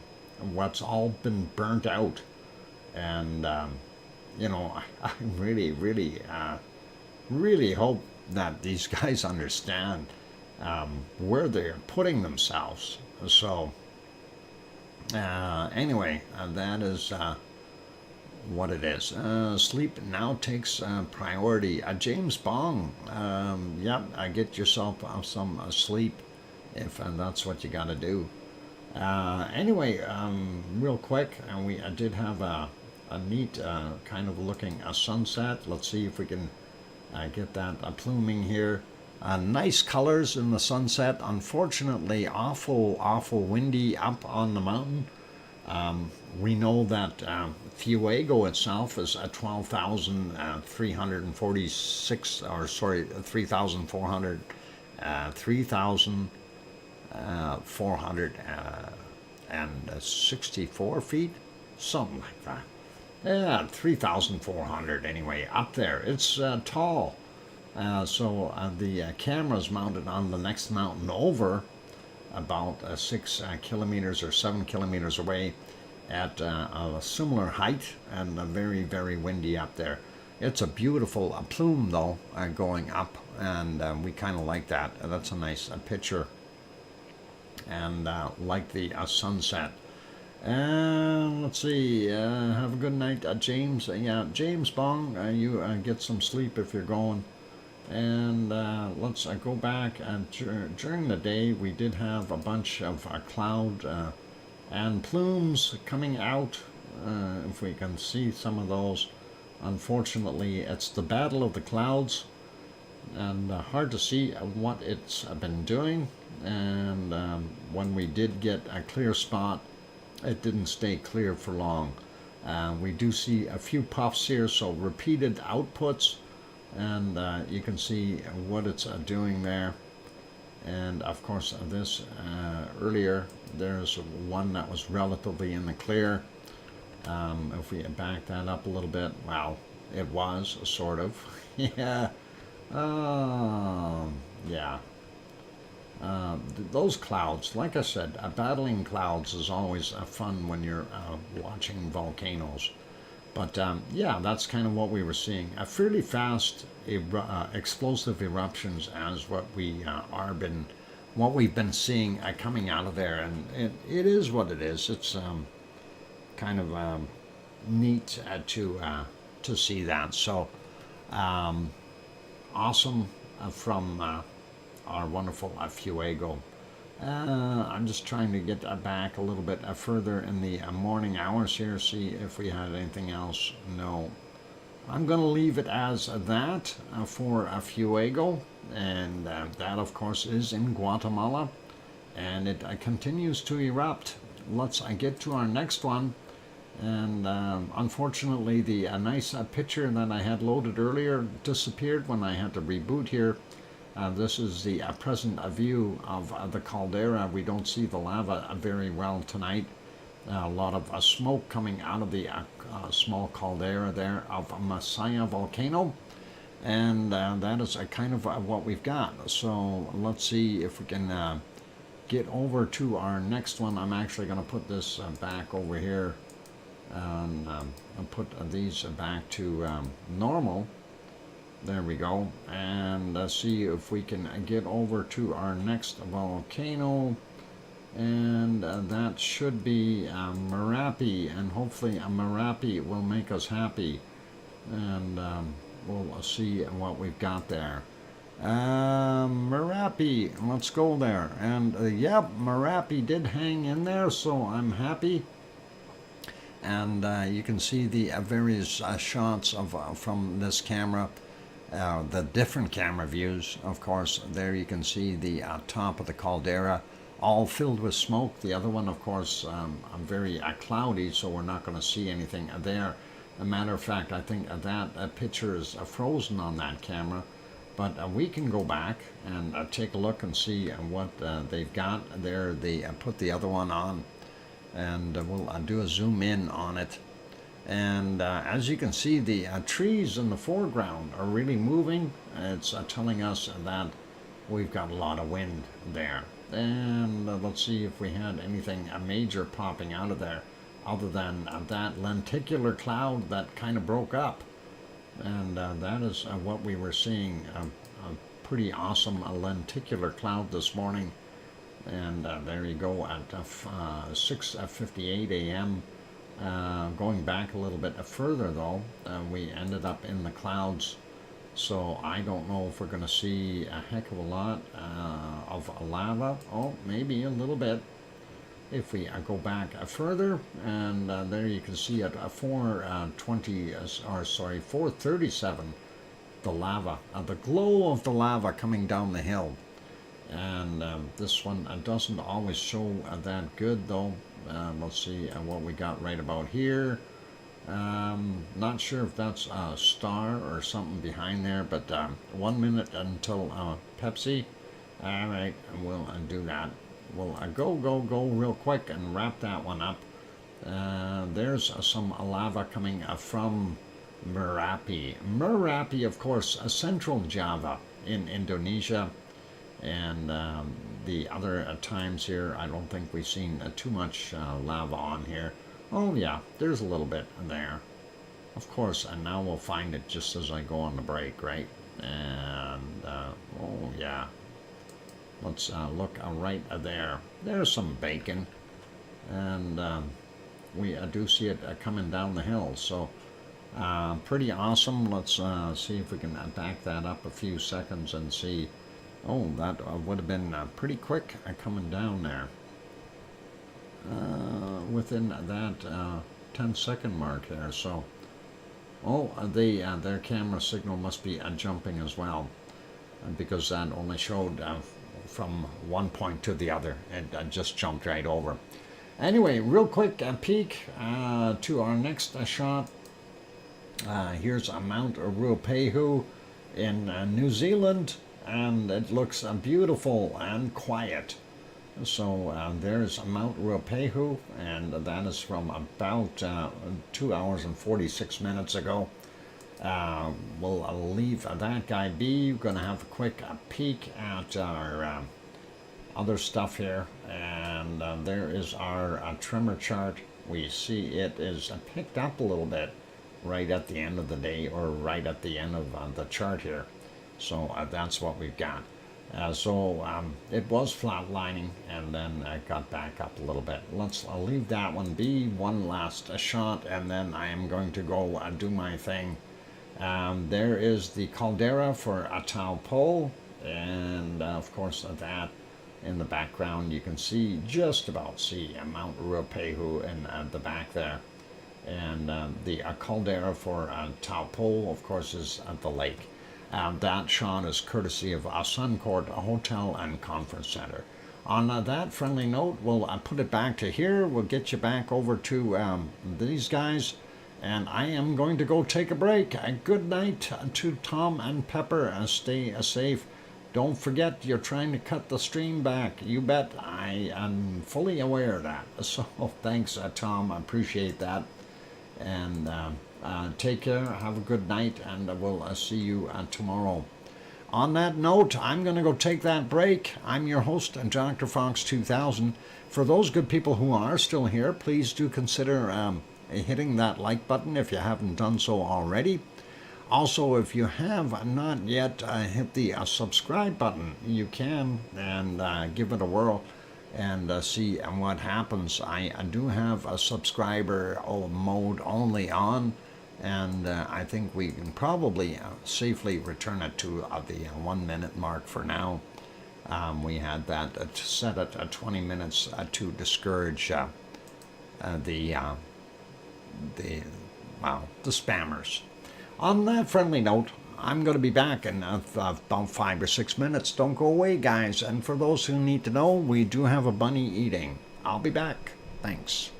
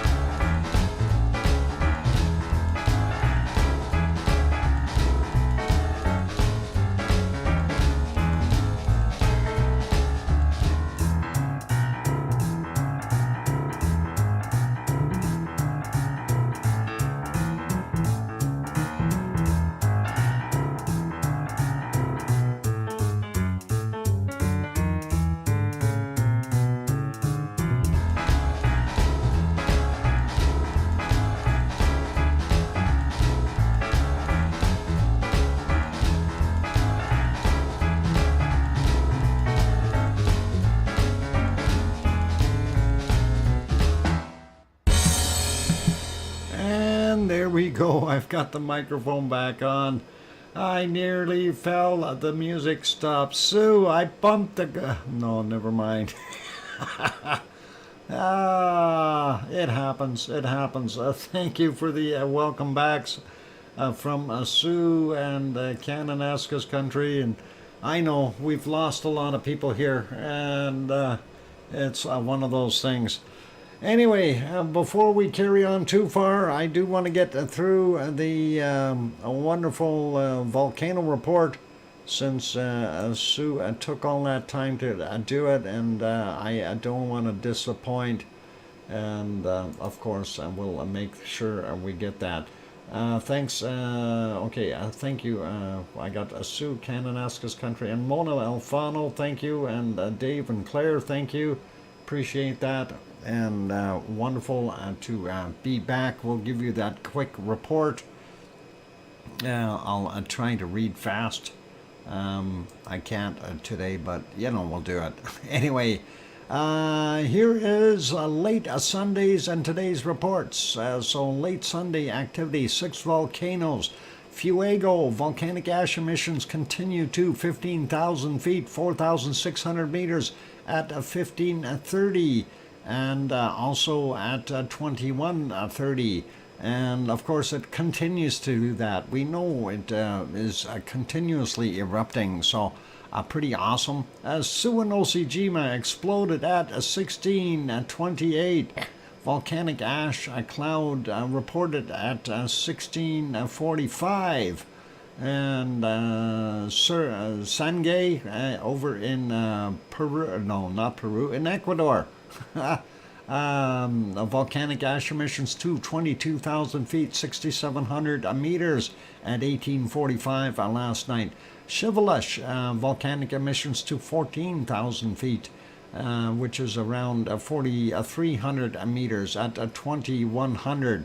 Popocatépetl, new volcanic emissions observed to 21,000 feet. 6,400 meters at 2,300. And then, let's see, we got that's a Shivalish, Popocatépetl. Semeru reported to 14,000 feet, or roughly around 4,300 meters at 2345. Last night. And for this morning, we have a few that checked in. Sangay again, volcanic ash emissions observed to 22,000 feet or 6,700 meters at 45 minutes after midnight. And then ongoing volcanic ash emissions to 21,000 feet, 6,400 meters at 12:30. Seven Kaya in that would be where is it? It's Peru. Yeah, that's it, Peru.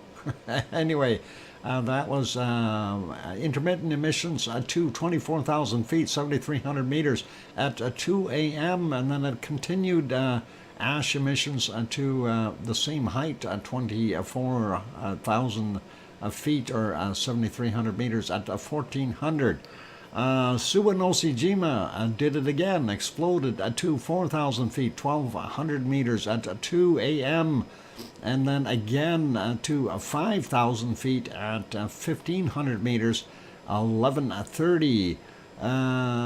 Dacono, volcanic ash observed to 7,000 feet or 2,100 meters at 3:45, and again at 15:45.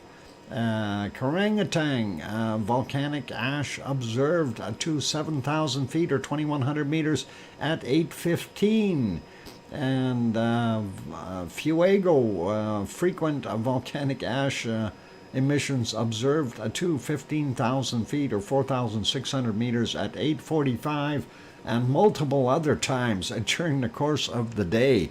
It's been busy. Popocatépetl, likely volcanic ash emissions to 21,000 feet, 6,400 meters at 10:45, and onward throughout the day. And Sakurajima exploded at 5,000 feet, to 5,000 feet, and 1,500 meters, or roughly thereabouts, at 12 noon.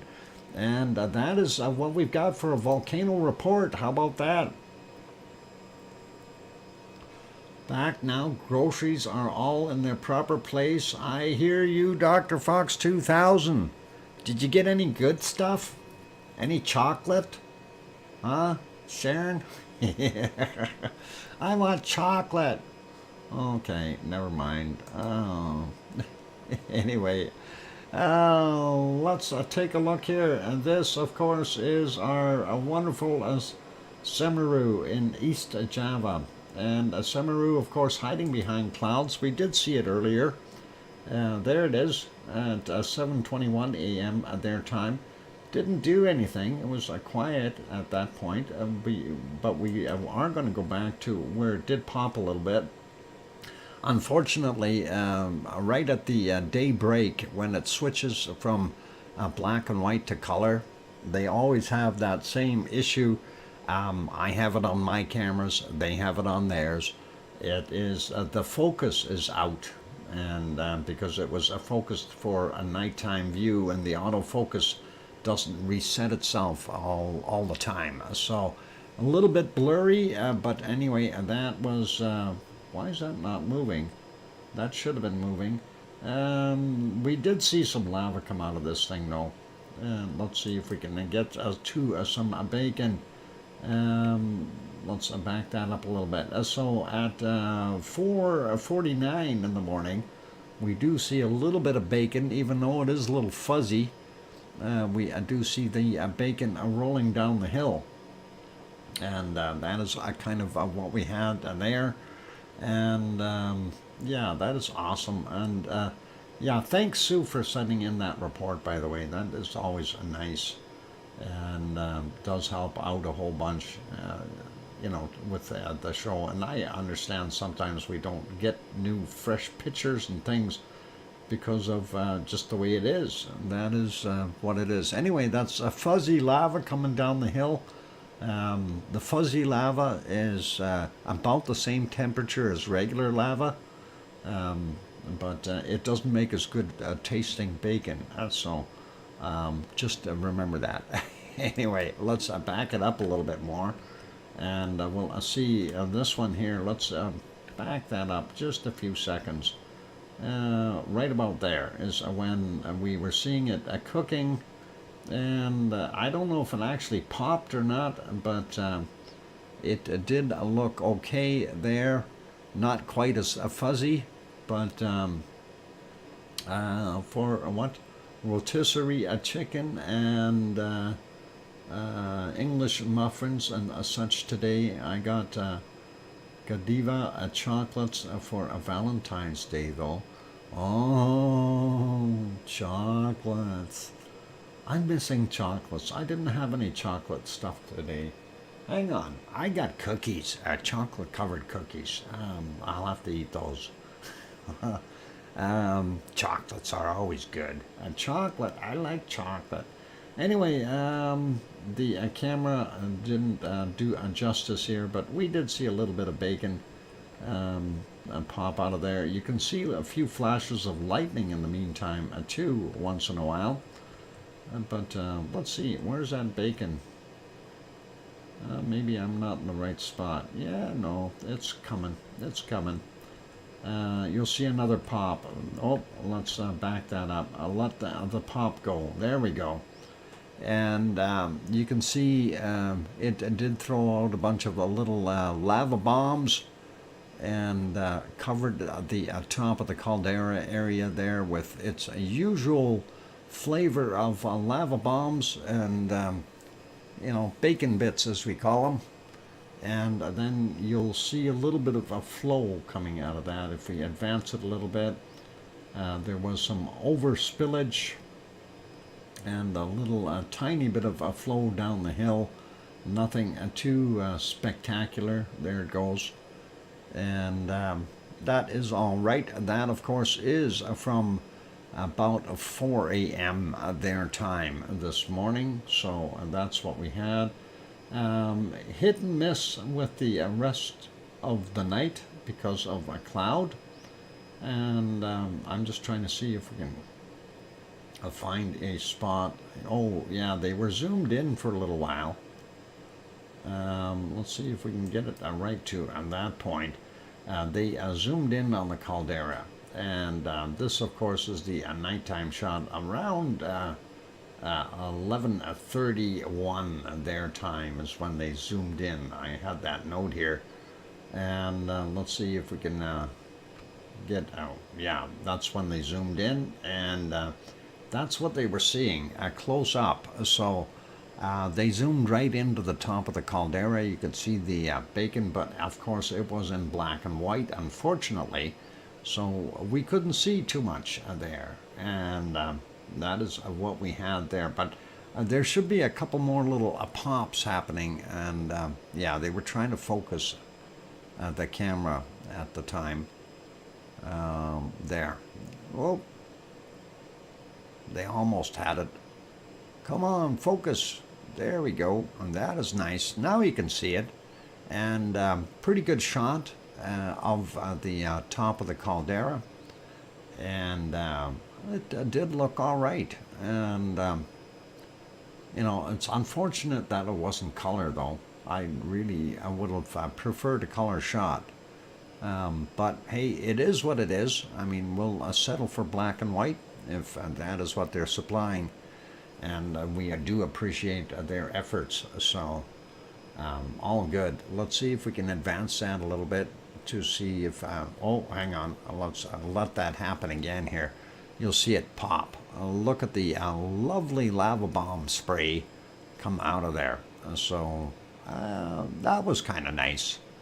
That was worthwhile having a look at. And again, you wouldn't want to be up on a caldera when that is happening, because those lava bombs, yeah, and when they come out of there, that would hurt you a whole bunch.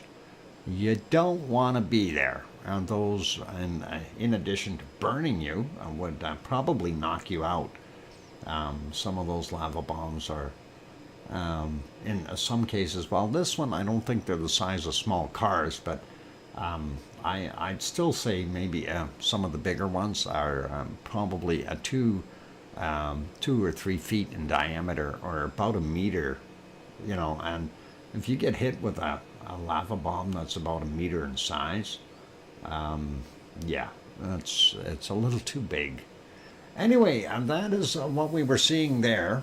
And a little bit more action up there. You can see a little bit more of the fireworks going on. And I think that was just about what it was. And it simmered down right after that. So always nice to see a little bit of a spark show coming out of some of these volcanoes. And of course we see the occasional bug flying by. Those are not UFOs.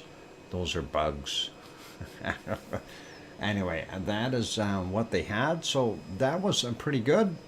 Nice view into the caldera, and even in black and white. Yep, it was.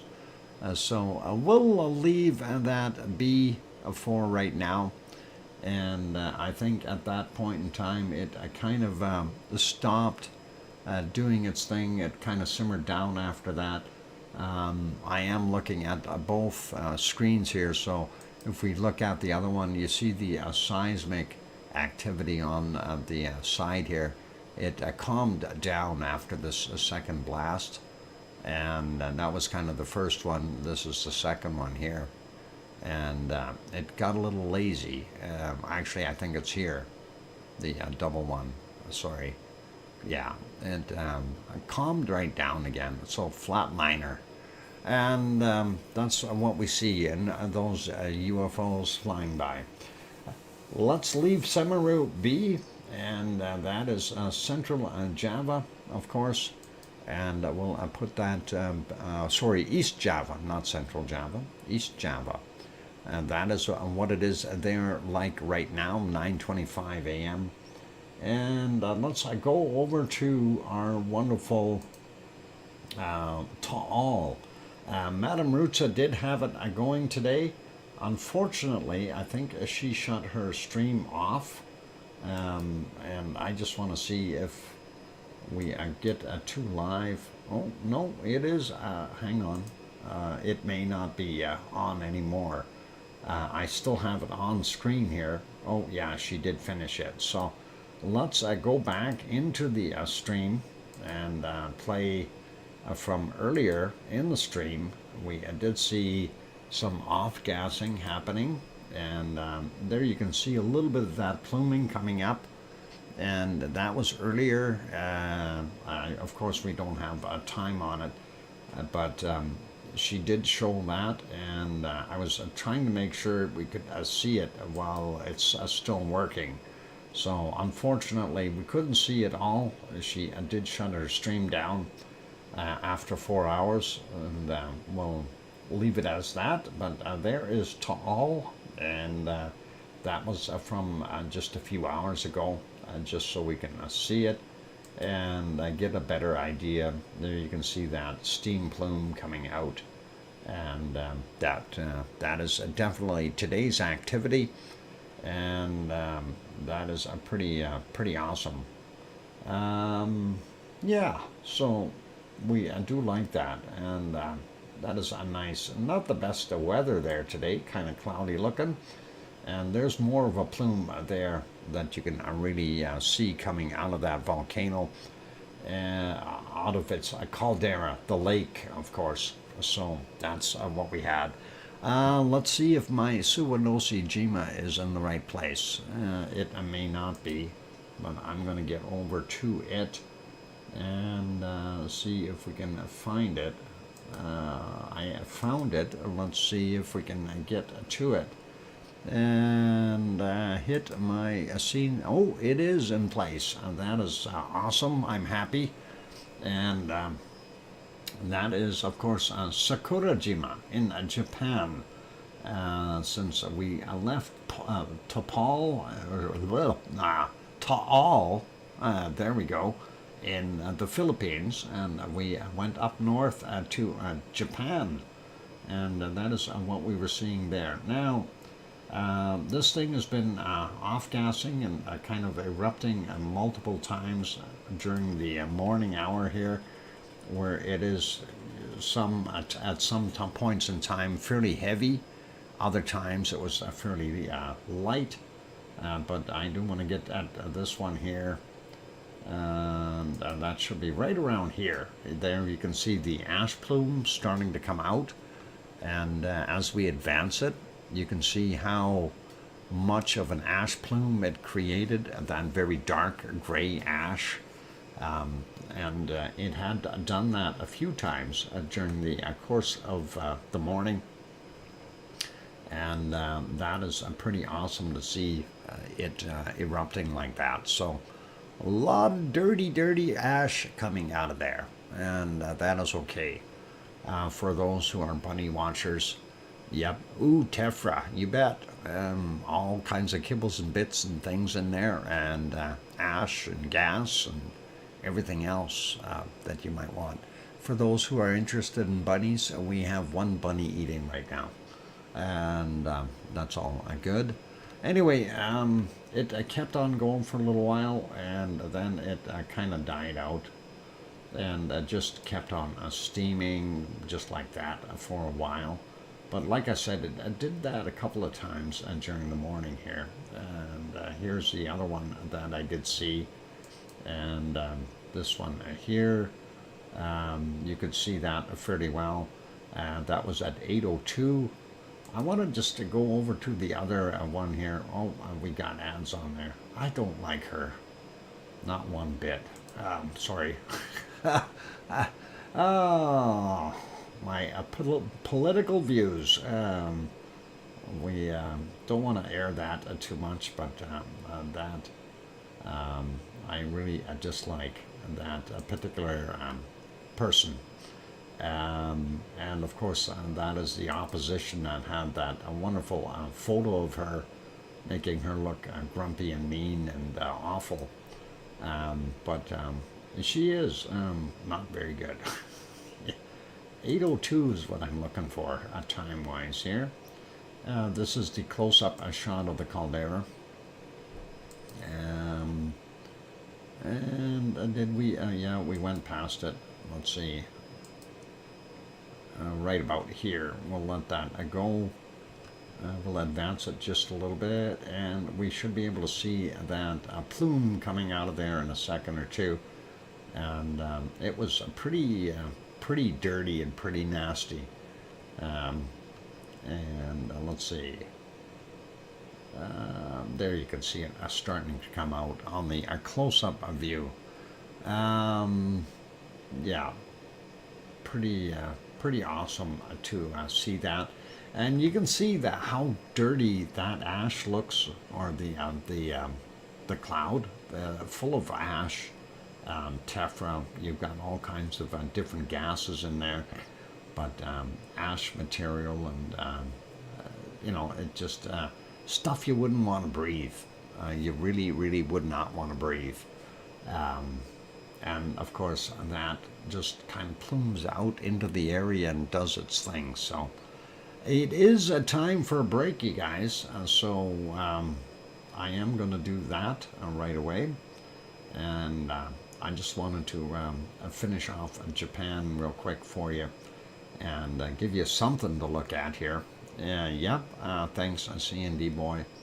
And yeah, that is, you know, so they've had a few of these plumes like that come out this morning.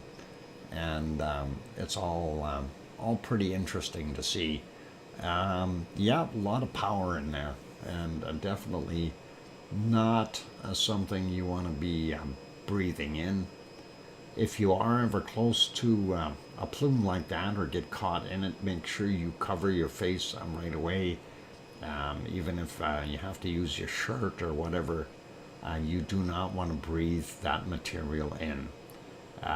The gases aren't so bad necessarily, but the ash bits and stuff like that gets into your lungs, that will never ever leave, and it will clog your lungs up and cut them up, because that tephra basically turns into glass shards, and that'll cut your lungs up to bits and pieces. Not something you want to do, and at least not me. Anyway, and that is kind of what we had. I'm going to go take that break, you guys. So I don't know if I want to leave you here.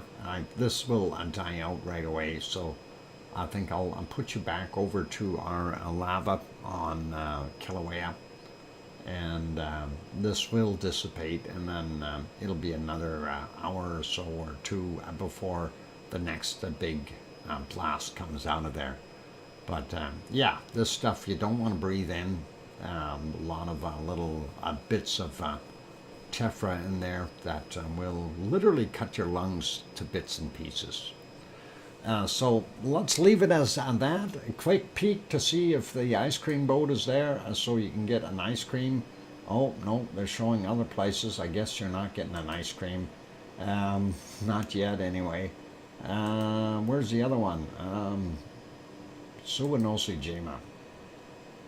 Yeah, during the night it did have some glowy stuff going on, and that was kind of nice to see. I thought that was pretty awesome, and but we didn't see any lava flying up, and they did have. This was, I think, just right at the high point of their one eruption. And they did have several of them, and we do also see back another couple of hours there's a lava definitely present in the caldera. So that is kind of what we had there. And let's see, is our commercial over yet? Yep, and the ice cream boat is there. Go get an ice cream. And you missed it. We showed all kinds of tephra just for you. Look at that. Let's back that up on Mars. There. Just so you can see some of that dusty stuff you don't want to breathe on Mars. And the ice cream boat is there. Anyway, I'm going to go for that break. don't go away, you guys. We will have our earthquakes and our weather after I get back. And we'll take a quick peek at ASO on the way through. Hopefully it's cleared by now and we'll be able to see it. But I'm going to put you back over and get you onto the lava. The good lava. There it is. In Kilauea. And for those good people who are here, please feel free to hit that like button if you haven't done so already, if you're enjoying the show. Also, if you have not yet subscribed to the channel, you can subscribe if you like. And on that friendly note, I'm going to go take a break. I'm your host, DrFox2000. I'll be back in about 5 minutes or 6 minutes. I'm going to watch bunnies. I'm going to say hi to them. I'll be back.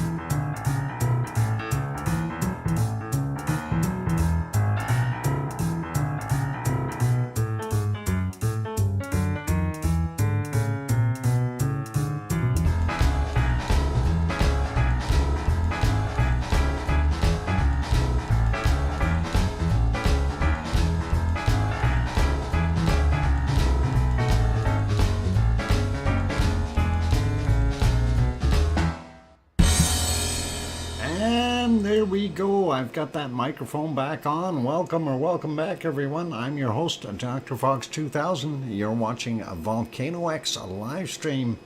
And thank you for the welcome backs from Sue and Mars 2028 and Mona Alfano. And of course, I hear you, Dr. Fox 2000. Save your voice.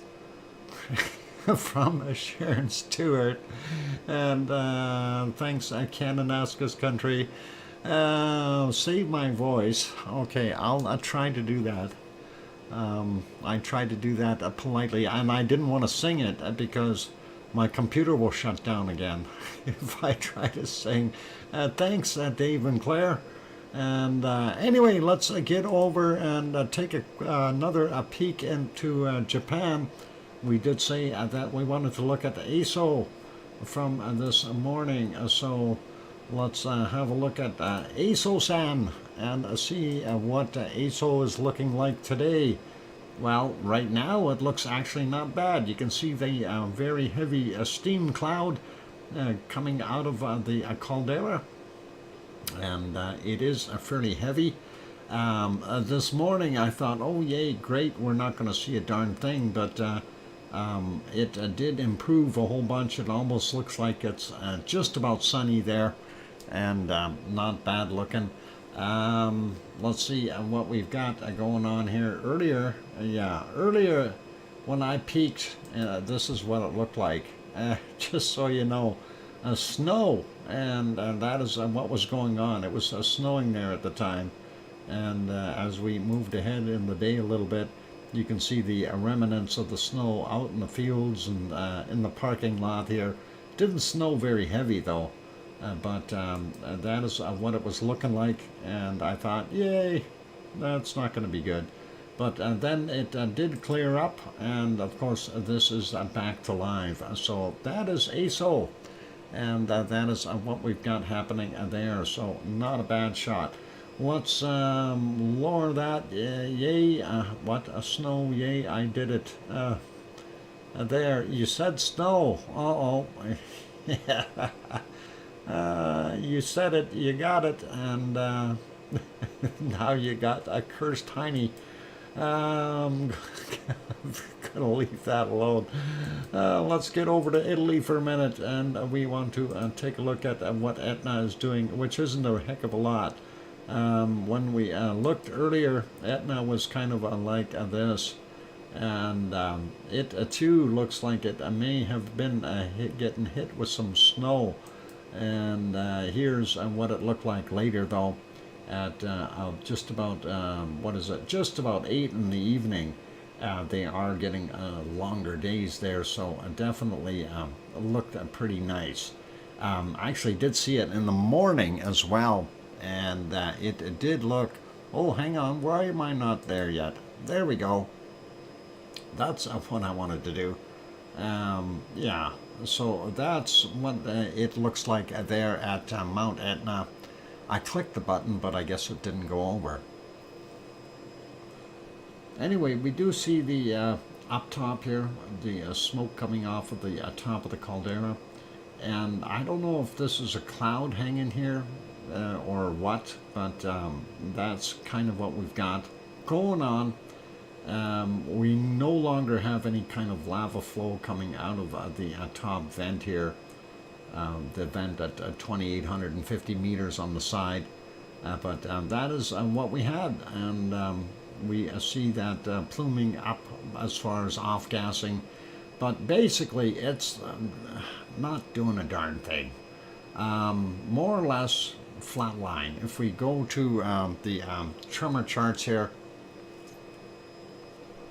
we can see not a heck of a lot of activity going on. We did have a couple of spikes here a couple of days ago, and that's what we were seeing, but as of late it's almost flatlined. And that's what we were looking at the charts here.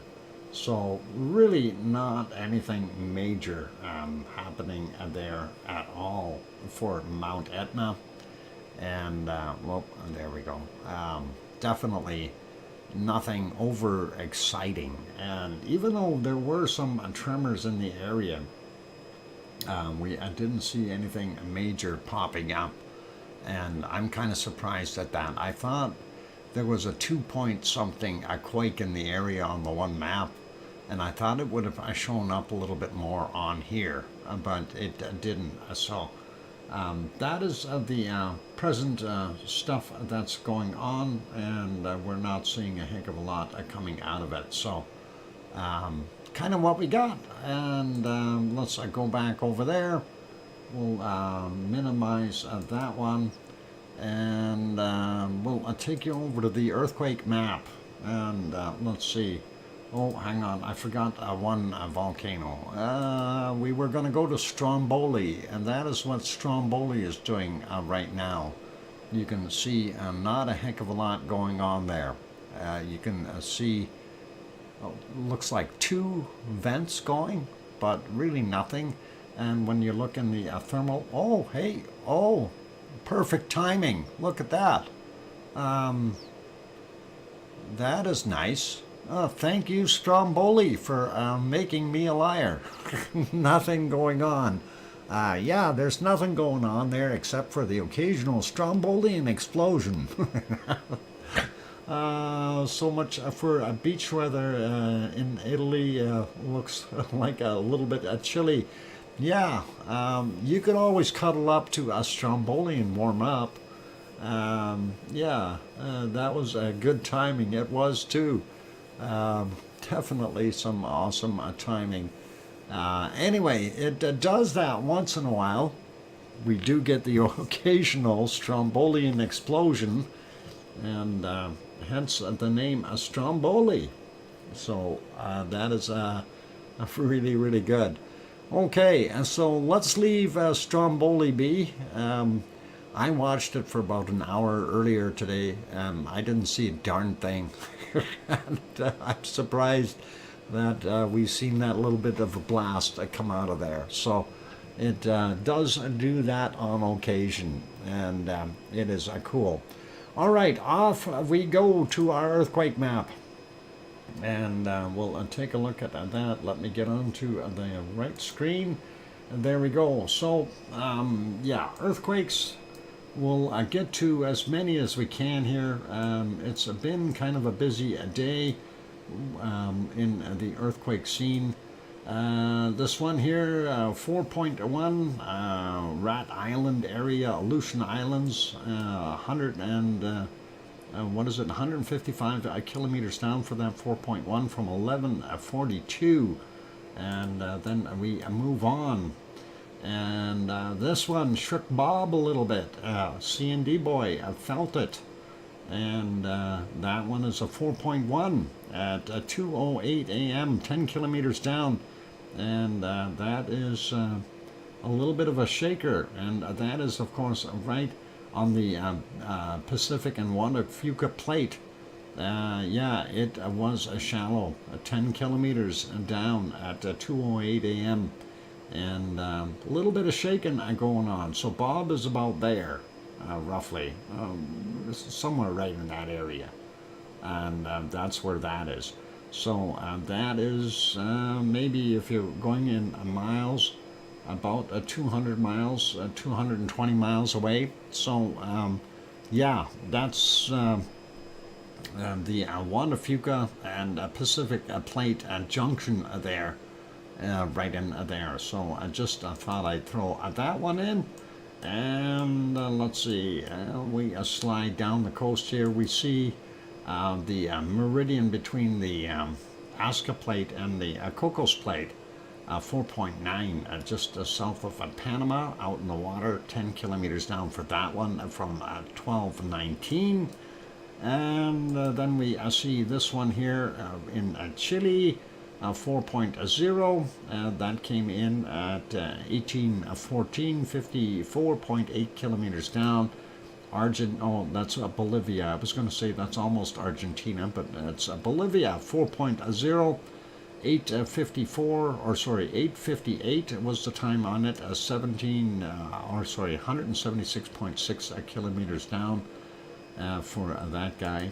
And then we've got this one at 4.1, and that is from 7:13 this morning, and that is in Chile, 103 kilometers down for him. This is what I was talking about earlier. This is the one that may have been the cause of the quake that we had over there. This one went first, and it almost looks like the 6.4 over here was the and what is it? Anti something or other. Hang on, antipod. There we go, antipod. Because they are about equal amounts from the antipod. About equal amounts from the distance, and that would be the other side of the planet. So that is kind of interesting to see the correlation, because this one happened first, that one happened second. I don't know if these ones had added pressure to that area. Could have been, but we don't know for sure. Anyway, that's just kind of hypothesizing. Anyway, New Zealand, don't see anything big happening there. We do have this one, they call that Chile, although it looks a little closer to maybe the Kermadec Ridge here, but 4.5 from 1:46 a.m., 509 kilometers down for that one. This one a little bigger, 5.1, that's in Tonga. Yesterday's 21:05, 10 kilometers down. This one definitely Fiji, 4.4, 5:21 a.m., 561 kilometers down. Solomon Islands over here, 5.1, 10:53 for that one, 12 kilometers down. And we get into Papua New Guinea, and we have that one at 4.3 at Kimbe, and that is 96.5 kilometers down. This one, 4.7, also in Papua New Guinea, and that's, I think, Wewak, if I'm right. Wewak. That's better than we run. Punny. 15:39 was the time on that. And that is 10 kilometers down for him. Then we've got this one in Indonesia, and that is 4.3, 4:15 a.m., and 10 kilometers down for him. We don't see anything on Java. We go over here next to Sumatra. I don't think that's right. Yeah, that's in the water. So 4.9, and that is just off the coast of Sumatra. 13:13 was the time on it, and it was 55.4 kilometers down. Let's grab this guy here, 4.3, Indonesia, and that is Sofifi. Indonesia. 15:21 from 145.6 kilometers down. This one in the Celebes Sea, and that is 2:47 was the time on it, 410.8 kilometers down. A bigger one there in the Philippines, and that one is a 5.0. That's actually yesterday's at 20:09, 10 kilometers down. Going up here into the Japanese islands, 4.4 from 15:11. And that was 115.3 kilometers down.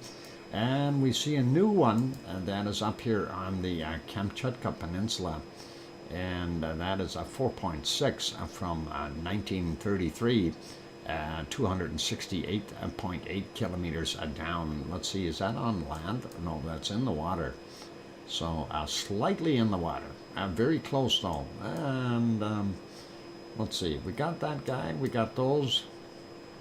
We already talked about these. Let's grab these two up here. Eastern Turkey, 4.3 from 2045 yesterday. Then we see this one, 4.3 from 1621 today. And then we see this, of course, on the other map. It shows many, many more quakes, many aftershocks in that area. And of course, if we put it over on a street view, then you can see, again, I want to say this is the area that had cracked open over here. And this Antakya area is where basically the eastern portions here where everything cracked open from the other quakes. We do see that a 4.1 there, and that was at 12:09 our time, and of course UTC times are slightly different, -7 hours. Then the big one, of course, they call it a 6.3. The other guy said 6.4. What's important here on the shaker map, it's rated as a 7. That's pretty nasty, and that is anyway from 10:04 our time. And I can't remember the exact, hang on, we'll get the exact time that that one happened. No, that would be, yeah, they called it a 6.2 originally on the other map, but they revised it to a 6.4, came in at 20:04, or hang on, is that the right one? Yesterday, no, that's the right one. So yeah, 20:04 is the time there, 20:04 UTC. So that's not the right time. Maybe there's another one that we are looking at. Anyway, they may have their time off a little bit. I'm not going to worry about that so much.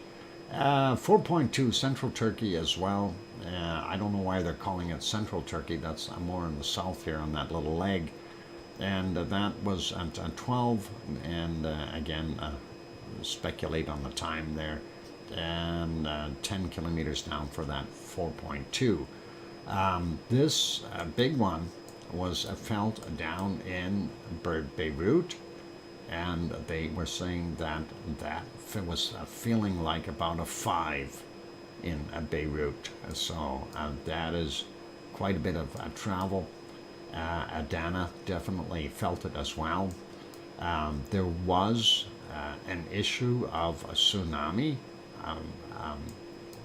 put up. I don't know if there was any tsunami, but they did show that there was a tsunami was a potential thing. This is a little too far inland to be creating tsunamis unless we have something major slip in here, or the whole area shifts out real quick for it to create a wave. But they did have a tsunami warning for this region. And Cyprus, of course, being one of the big targets here for a tsunami wave, as well as Adana and those areas. Just so we have that. And luckily, none of that manifested, so all good. Anyway, let's leave that be, put it back on our satellite view. I don't think there was anything else on the map that we needed to worry about. We got them all, and it is a break time once again. I just want to do a real quick shot here of the Canary Islands, since we have been missing them a little bit. I know we had a couple of quakes in the area, so there is one that is just about right under Cumbre Vieja. 0.9 came in at 3:41 a.m. their time, 2 kilometers down. So that could be old lava tubes collapsing, something like that. 0.9 would really be indicative of that, and the depth is about the right depth. So they did have some other quakes in the area, nothing really major. And there was a 1 or a 2 up here. Let's take a look at this one, a 4.2 on the East Azores, a ridge from a 1705 UTC, and that one was 4.2 was 24 kilometers down. That's sizable. And then this new one here is a 3.4, 10 kilometers down, happened at 1:43, so not very long ago. today, and on the 22nd or 21st at their time. It's still the 20th here. So, of course, they are over the international dateline or whatever. And the other one here is this guy at 2.8. No depth on him, but he was there from 1637 today as well. So, been busy there as far as our wonderful stuff. Anyway, we're going to do the weather after we come back. And, of course, we're going to do it whether we like it or not. Get it? Whether we like it or not. I know, I'm punny. I'm just got bad jokes today. For those good people who are here, if you have not yet hit that like button, please give it a bop. And also for those good people who have not yet subscribed, do consider subscribing if you are sitting in the Lurkers Lounge, peeking in. And, yep, it's a Tuesday, 3:04. Tuesday, 3:04. Are you calling for, over there? Yeah. Anyway, let's leave it at that. I'm going to put some music on. Hit that button, and here comes a train. I'll be back.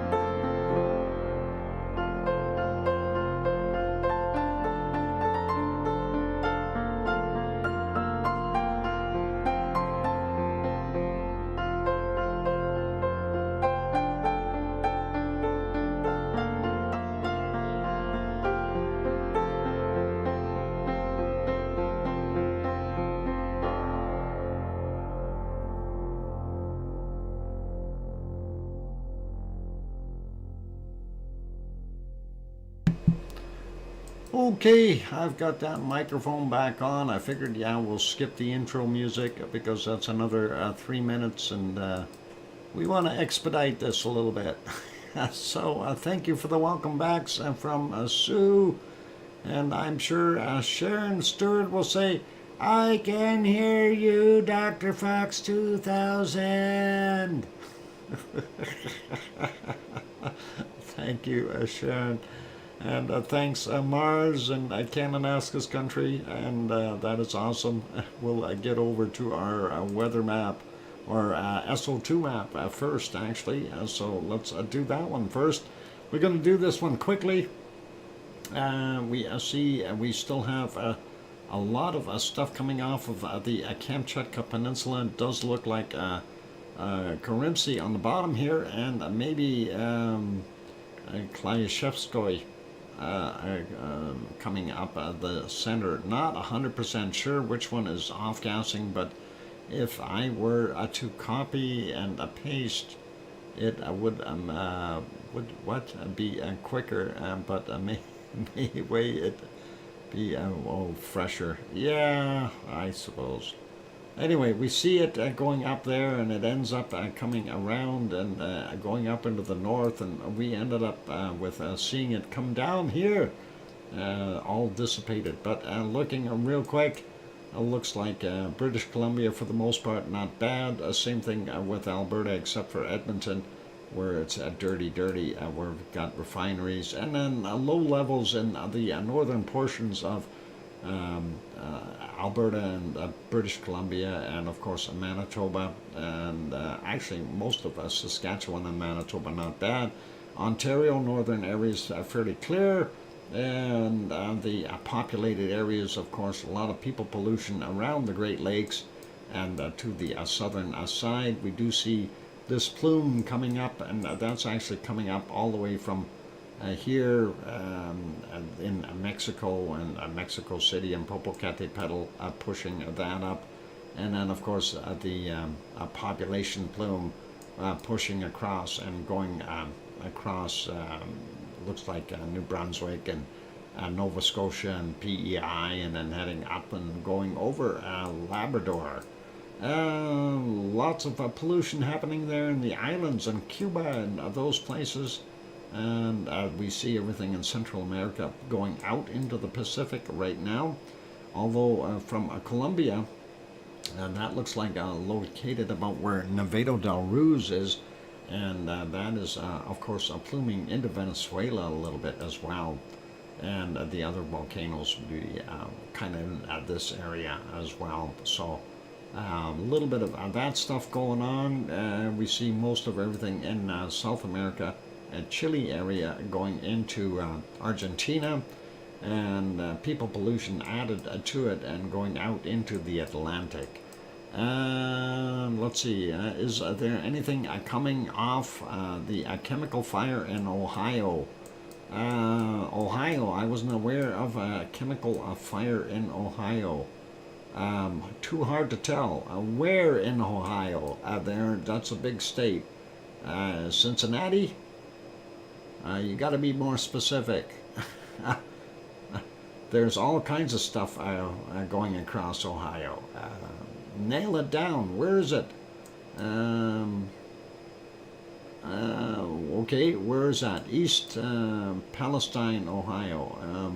What's that near? Because that's not a major place. We need a major place, one that's on the map, please. Near PA border, somewhere over here. Well, we do see that the levels are fairly heavy here, so it could be something. We don't know. East Palestine, there, this area. I don't know. Really, I don't see any major plumes, and we do see heavier concentrations coming all the way through here. So just a general activity from the looks of it. So I don't think there's too much going on there. Not seeing too much in South America that is unusual. Antarctic is still having some snow melt releasing SO2. We do see from White Isle Volcano going down into the Pacific regions down south. Leo definitely doesn't have his barbecue on. We do see the refineries, though, are still making a mess, as well as the coking plants north of Sydney. And Tofua out here, hard to tell. Maybe we've got more than one, but that does look like most of it could be from Tofua, or maybe we've got another volcano underwater. Yasur, and then Agawa and Aoba doing that. Don't see anything coming from here, which would be Epi. And I don't know if Epi is off-gassing at all anymore. I haven't heard anything else about it, so let's leave it be. More north than west. Okay. We see in here pretty normal for Papua New Guinea. Nuolatak a little heavier today, and Semeru, and Marapi, and of course the stuff coming from Jakarta, as well as some, looks like we've got a little bit more coming from Krakatau right now. And this little plume here, likely from our wonderful Marapi and Carinci, and then of course this may be from our other one up here. That'd be a Cinnabung up in that area. Ibu and Dakon, not so heavy today, and we see lighter coming from Mayon and Bulusan there. We do know that Taal is still working, doing its thing, and of course the rest would be people pollution in that area. Going up, Taiwan, pretty normal looking. Suwanoshijima, a little bit extra there. And of course, this area looking a little heavier in that reddish color. And that is, of course, our wonderful Sakurajima. And then Aso would be up in here. So Aso, I don't think is, well, maybe it's a little bit happening there as well. From ASO. So that's kind of what we've got in those areas. I'd love to go to Taal. Yeah, it's I'd like to go there too. I think it'd be neat. I'd like to go right on the island and just have a look and see what it's like. Is that actually a road? Yeah, they got a road there. Is there? I hope there's not people living on Taal. Look at that. There's houses. They got people living on the volcano. Holy mackerel! I didn't realize that. Okay. Well, not a good place to live as far as I'm concerned. Anyway, looks pretty normal in Sri Lanka, and of course we do see. Up there in India, normal stuff. We see the gold refineries here throwing out their stuff into the Indian Ocean, and not so bad from DR Congo today. Looks a little thinner than normal. Yep. But Mars, that's no more foolish than what we've got going on in Italy, okay? And we'll get to that in a second. But anyway, Erta-El, a little bit maybe, but these heavy plumes here from the oil refineries, Kuwait and Saudi Arabia, Iraq, and Iran. And then, of course, we've got Mount Etna doing its thing. And looks like a little help from a Strombolian volcano. So that's what we've got going on there. And the reason I say it is kind of a foolish thing, but it's not unheard of. You take a look at this area here, okay? And there's Vesuvius. And within the blast range of Vesuvius, you have, well, between Vesuvius and Campi over here, you've got approximately 2 million people, or 2.5 million people. And, you know, I don't know, myself, I prefer to live in a little safer place. But I'll stick to Alberta for right now. Anyway, we do see this. This is not from Iceland, okay? This was that plume that was sitting here, that is drifted up there and is now off-gassing or moving this direction. So don't blame Iceland for that. And that's what we've got for SO2. Let's take a look at our fresh weather map. And we'll take a look at it very quickly, though. And we do see here in the western portions, Edmonton is going to get a whole bunch colder. That cold Arctic air is pushing back down. We are going to get into the minus 20 degree temperatures again. Not so bad in British Columbia. Vancouver coming in at about 6 or 7 right now. Bob's Place is probably about, oh, I don't know, 3 or 4 over there. Maybe a 7, 6. He's in the tropical belt too. Not so bad, and looks like a swift current for Kananaskis country already on the way down as far as temperature is concerned, minus 14 there. Regina, or there you go, minus 20. Winterpeg, minus 23, and about a minus 23, 24 out here for Judy. Judy McClellan is also getting that cold. And looking around the Great Lakes, pardon me, we see Superior here, Thunder Bay area, minus 8, but we've got that nasty low pulling that cold air in, and that is going to give them some more trouble. Chicago right now, 1 degree. Toronto coming in at 0. London 0. Detroit 0. And going up, Montreal minus 7 and minus 13 there in Quebec. And that looks like the northern portions of New Brunswick are okay right now. And it looks like tropical temperatures, 6 degrees there in Halifax. Cole Harbour coming in at about 5. That is awesome. And looks like a pretty normal temps there as well. Avalon Peninsula about 0 or 1. Looks like the interior area got a little bit warmer yet, but they are going to drop again, I'm sure, overnight. Portions of Labrador here a little bit on the warm side compared to the counter area up here, where they are very, very cold.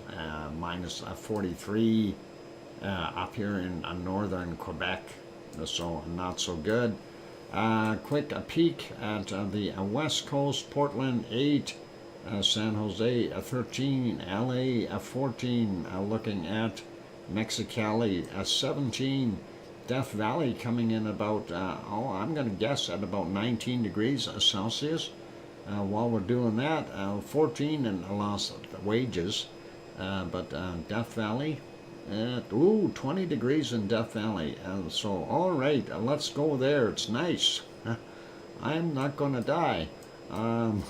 Anyway, Phoenix, Arizona is about 19 right now. Tucson a little bit cooler at 17. Albuquerque at 12. And looks like the bottom end of Texas is getting that warmer air back in there. 21 there in San Antonio, 21 in Houston, 22 in Austin, and Dallas up to about 19 degrees. And Oklahoma City kind of just sitting on the fringes of that cold, where they are about 11 degrees right now. And seeing New Orleans at about 22, nice temps. Tallahassee 18, Jacksonville 19, Miami down here coming in at 23, 24, depending on where you point your hamster. And Atlanta somewhere around 16, that's not bad. Charlotte, North Carolina 16 degrees. And Grandma B is kind of sitting right on that cold line as well, with about 12 degrees. And Virginia Beach 11, going up to Philadelphia 9, New York 9, and Boston a little bit cooler at 7. Let's go down here, take a look at Cancun, 23 degrees, 24 degrees, not that warm yet. They need their 27s back. 28 there in Acapulco, Mexico City, only a 17. That's not that bad. Mazatlan, 21. Puerto Vallarta, 22. And that cold is still trying to push down into the Baja, but things are changing. The seasons are changing. Pretty normal stuff here in Colombia with up to 30 degrees. And same goes for Venezuela, slightly cooler, but very close. Most of Brazil holding at 23 to 24 degrees, which is really nice. 23 in Rio de Janeiro, 19 in Sao Paulo, and we see Buenos Aires coming in at 21 degrees. And of course, the Moncas's place, they're at 20 right now. So that is not so bad. We do see some warmer temps in the back end here, San Juan, Argentina, about 27. But that warmth is still holding in until you get a little further south and closer to the mountains. Looks like the cold stuff in the mountains along the Chilean coast. Santiago coming in at about 20 degrees. Sliding over here to the hot zones. And South Island, wow, they've got some heat sitting there at 27 degrees in Christchurch. The bottom end, though, a lot cooler at only about 14, 15 degrees. And the western side must be raining down on the bottom here. Western side, though, is starting to warm up again and going up in the 20s, high 20s in the northern areas of the West Island. 21 over there in Wellington, if not a little bit warmer, and looks not bad. Taupo coming in probably about 22, 23 degrees, and warmer up here as you get up to Adelaide, about 24 degrees there in Auckland's, and Auckland's, not Adelaide. And we see 25 up here in Grenz territory, so that is all good. Yep, gonna take a quick break. Actually, no, let's keep going. I want to finish this off. I am gonna take a sip of Pepsi. Just excuse me for a second while I do that. And I'm gonna keep going here. I need to get through the stream and finish it. I want to keep our time down, otherwise this is going to get too long again. For those good people who have not yet hit the like button, please do consider hitting the like if you haven't done so already. Also, for those who have not yet hit the subscribe button, do consider subscribing, and that would really be awesome and help the stream grow. On that note, give me a second and I'll talk a little more once I have my sip of Pepsi.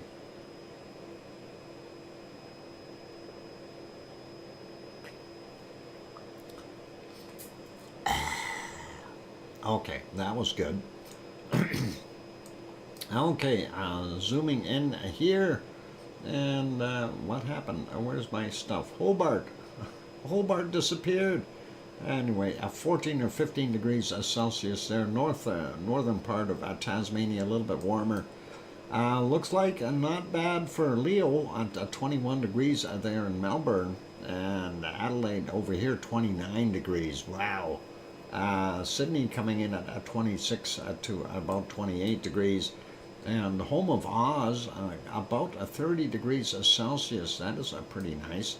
The interior zone, they are hitting up in those 41, 42 degree marks again. And that, of course, is the hottest temperatures on the planet. There's a 43, and that is very, very hot. There's even a 44 there. And wow, and it's all pulling into this low. Perth is cooking at about 28 degrees, but they've got that cut line here, so they are getting a little bit better. But again, you see these temperatures in the outback. Wow, 44 though being the highest attempt that we've seen. Looks like a little cooler up here, probably still some rain coming down. And whoop, what the heck happened there? How did I do that? Let's go skip a few places here. We know Fiji's 28. 28, 27 there in New Caledonia, 28, 29 there in Vanuatu, Papua New Guinea. A little cooler and not hitting the 30s there. Top side they are getting a 30, 31, but bottom here not so bad. Lots of temperature in all of Indonesia. It looks like warming up big time on Java, up to 27, 28 degrees, and we are seeing pretty normal temperatures, 27s there in the coastal areas, 28s on Sumatra as well. Bangkok coming in at 30 degrees and 29, 30 thereabouts, and Manila 27 degrees right now, but they've got, looks like a storm cooking off of there. And a little cooler in Japan, we see 10 degrees in Kagoshima, and we know there was snow in Aso up here, so probably a lot of variable weather. We do see those very cold temps pushing back up in the northern or central areas of Japan. 6 or 7 are there in Tokyo, going up. Sapporo coming in at a -8, down to -16. That cold stuff coming off China and Russia is what's getting them. Kamchatka Peninsula, horribly cold. Let's leave that alone. And pretty normal for Sri Lanka. Delhi temperature today, 19 right now. That's not bad for them. Starting to warm up. Cape Town, only 14 today. Weather is changing. We do have that ridge here. And Freddie is finally getting very close and going to bug Madagascar. You know, that storm is... it was all the way over here, and it's gone thousands of miles or kilometers, either or. That's a long distance coming from here to over here, and still going. Anyway, somebody take the ever-ready batteries out of that thing. We do see Africa starting to warm up. Cairo still not that warm, only 9 degrees, 8, 9. We see it's still fairly cold in UAE and southern portions of Saudi Arabia and Oman, those places, but a little bit more moderate, if you will, but still looking at still in Turkey here, the affected area, temperature for it's nighttime there right now, and you know, you see -2, -3. And down here where they had the big quake, it's about 8 degrees right now. Adana coming in at about 7 or 8 as well.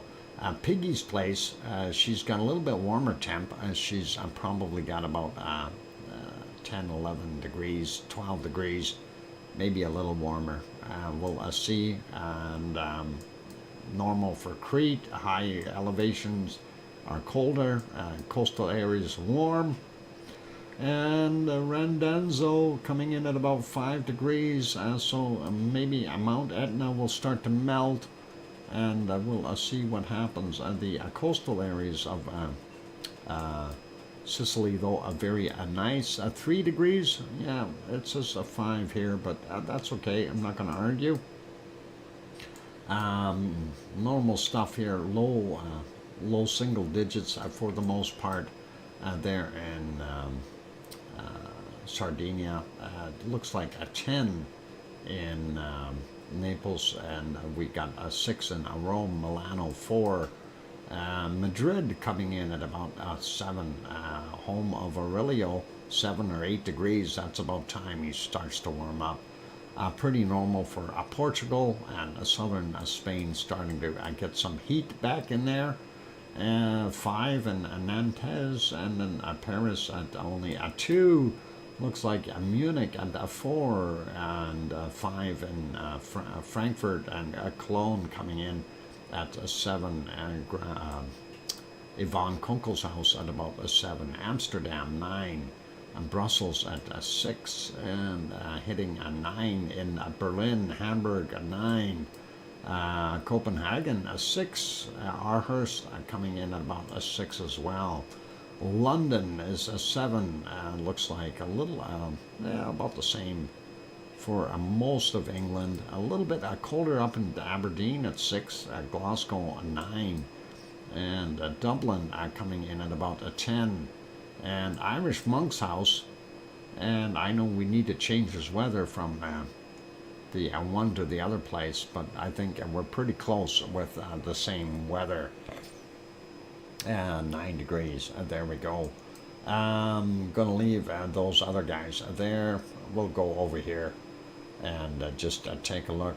Looks like I'm about -1 in Reykjavik right now. So that's what we've got there, and we'll see if that's close. Thank you, Sue, for bringing all those up. 0, and yeah, depends on where you hold the hamster. And out here where Askia is about 8, -8, -10. Let's see, can we find it? Askia, where are you? I might have to use a different map. It's hard to see on this one. There's Askia right there. 8 degrees, 9 degrees below 0. And hopefully it will warm up once the water starts boiling. Anyway, real quick at precipitation. Yep, that cold coming in. Precipitation, there we go. We see along the BC coast all the way through British Columbia into Alberta, we see that snow. We're not scheduled for snow here in Edmonton. That cold is going to keep that snow away from us. We do see the Thunder Bay area of Ontario getting a little bit of snow there, and north of Chicago, and we'll probably in what is that state up there? Minnesota, they're probably getting some. And we see some rain in the interior here of our, I guess we call it the eastern states, but nothing too severe. Looks like the place that's getting nailed is over here, Newfoundland and Labrador, and a little bit on the St. Lawrence up here, and that's not that bad. Going down south, looking at Mexico's got a little bit, Central America, and of course we've got a bunch of different rain systems there in Brazil. The rainforest, of course, looks like Bolivia and Paraguay and Uruguay are fairly dry right now, and most of Argentina as well. Till you get down here, we see the Chilean coastline, they're getting wet like a duck. And happy to report no rain there in the North Island of our wonderful New Zealand, and that's probably a blessing. And we see the South Island, though, that's that colder area we've seen. They are getting some rain there. Nothing in Melbourne, nothing in Tasmania. Looks like just south of Sydney we've got some rain happening. Brisbane, no rain, but to the north of that we see a bunch, and a whole bunch of storms cooking off the coast. Still getting that, the remnants. Well, it's kind of chaotic now. It's no more that big funnel that we used to see coming in here from the La Nina is now basically gone, because this stuff is all being broken up by all these different lows, and we do see lots of different storms there in the Malaysian, Philippine, and Indonesian areas. There's that snow for our wonderful guys along the Japanese western coast, and Kamchatka on the eastern side a little bit there. There's a Freddy we're going to leave everybody behind and say Freddie is busy, and he's just getting over to Madagascar. We do see this ridge line here. That is pretty nasty. A storm, hopefully that's not going to affect too many people. And not much rain in Africa for the looks of things. Same thing within the Middle East here, and I'm not seeing too much in Iraq, Iran, Saudi, or Oman and Yemen.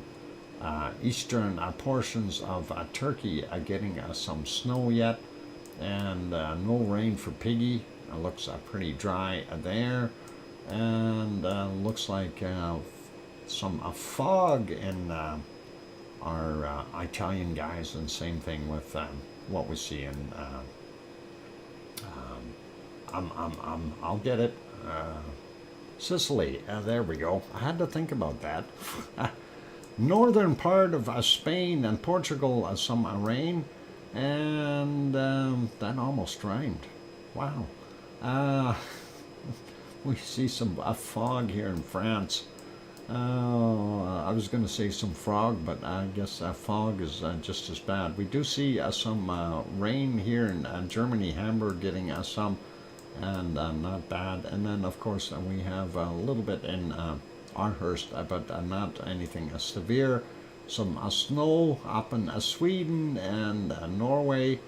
A little bit of rain, and you got a hammer for my comp if it does not work. Okay, do you have a battery backup for your computer? Oh no, he got no battery backup. But if he loses battery, or if he loses power, the internet power is going to go off too, and won't do him any good. Not bad out there in England, and Scotland's got a little bit of rain, and kind of a mixed bag on the western side of Iceland here, but not too bad. So we'll see what happens. All right, temperature hunt time. Let's go to the South Pole and see if we can find the coldest places on the planet. And let's see, minus 40, minus 46 already there. Minus 46. Where else? There's a high. That should be colder around the high. Minus 47. There. Minus 47 so far. Let's see if we can find those cold spots. Minus 47 so far. Oh, it looks like a warmer there. Let's take a look. There's the low. Oh, I got a minus 44 here. Minus 45. We're getting closer. Those penguins will be leaving pretty soon. Minus 45. There's another high, and that'll have some cold temps. Minus 43. Nope. 44. Oh, I see a minus 46 in here. Alrighty. Well, we had minus 47 down in the other area, so let's go back and take a look at there. Maybe we can, oh, hang on. There's a minus 49, 48, minus 48. Where did I see that minus 49? That was right in here. 48. I've seen the 49. Where did it go?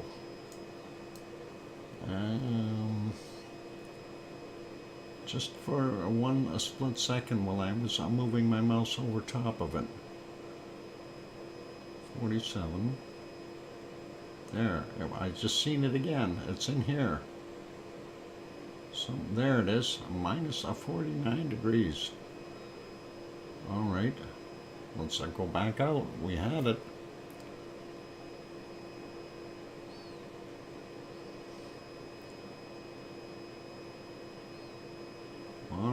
come on back out.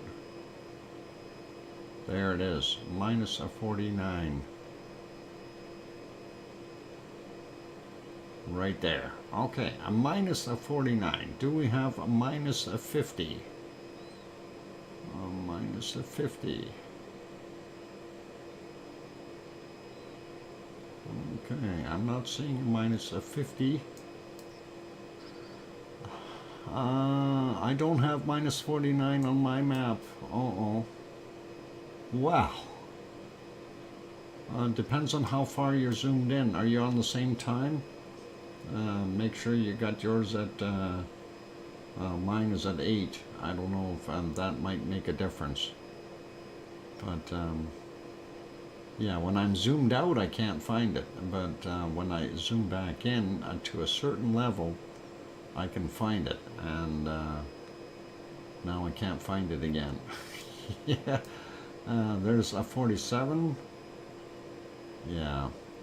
But we've seen it. It said minus a 49, so all right. Let's leave that be. Let's go to the chilly Greenland and find out and see what we got there. Minus a 43 already, and minus a 44.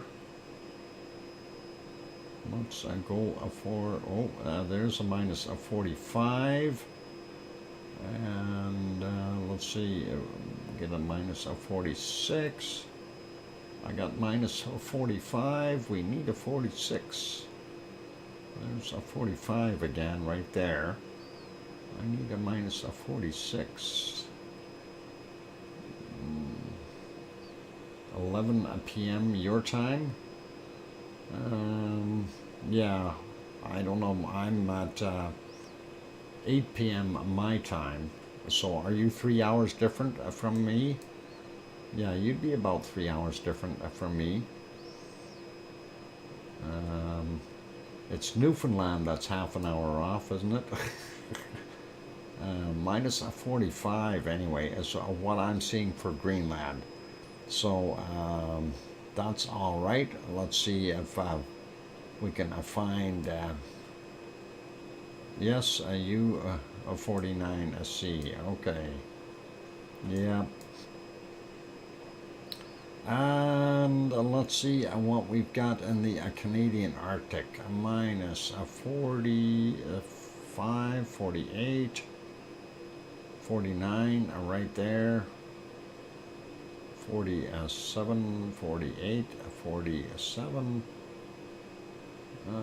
Oh, I see a minus 50 in here. Where'd you go? Minus 53. Right there. Hang on. There's a minus 54. Right there. And do we have a minus 55? Minus 54. Let's zoom in on that. Minus 54. Minus 54. We gotta beat minus 54.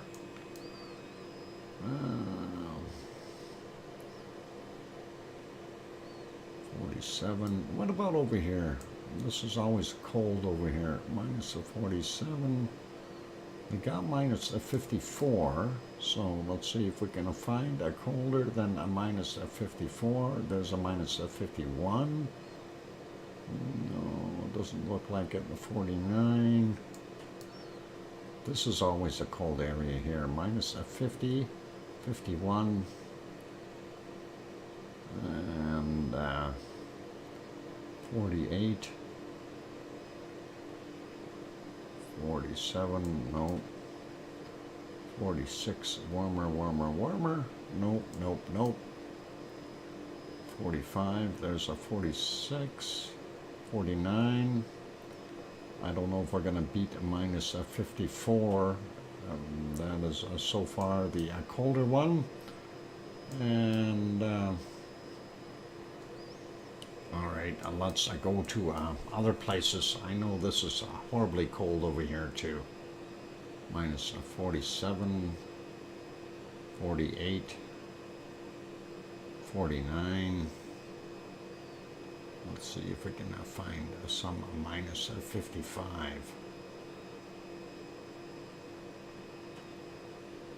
I think I'm going to have to live with that minus 54. Well, I don't want to live with that. It's too cold for me. 46. Nope, nope. 47. 46. Go up that river. There's a 48 in there. I think I'll live with that minus 54. I don't think I'm going to find anything colder than that. So I'm going to call it minus 54 because that's what I've seen. And we'll go over to Siberia, and we'll see what we've got in Siberia, and we'll see what we've got here around that high. There should be some cold attempts. Minus 49, 47, 48. Too much pink around here. 49. No, I'm not seeing anything. I'm going to go up north, where it's really cold. Minus 37. Nope, that ain't going to work. Minus 42. Minus 40. So we got minus 47. Or hang on, was it a minus 49? We gotta look. Where's? It's so splotchy in there now. Minus 49 is what we have there. So minus 49 is. Oh, hang on. There's a minus 50. Let's zoom in on that minus 50. Where'd it go? Minus 50.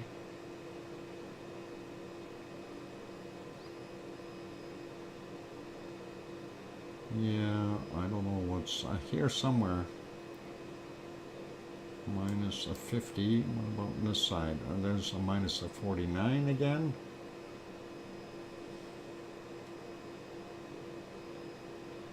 I think I'm not going to get anywhere with Siberia today. Minus 50 we had. So minus 46. No, what about these spots? Nope, nope, nope, nope, nope.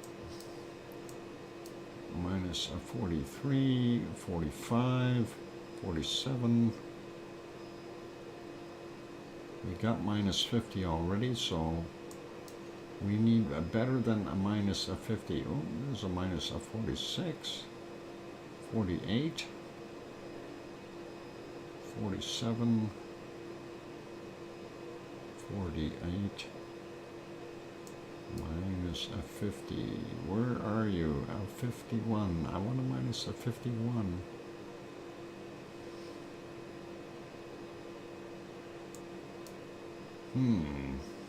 Oh, there's a minus 53. Let's see, minus 54. Where are you? I have a minus 53 in here somewhere, wherever it went. I seen it before I zoomed in. There's a minus 51. It's right in that same. Oh, there it is. Minus 53.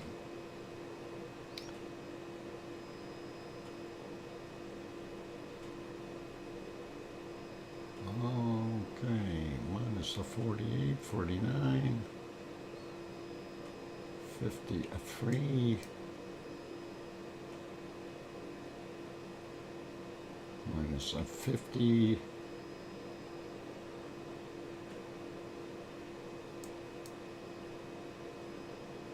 wow,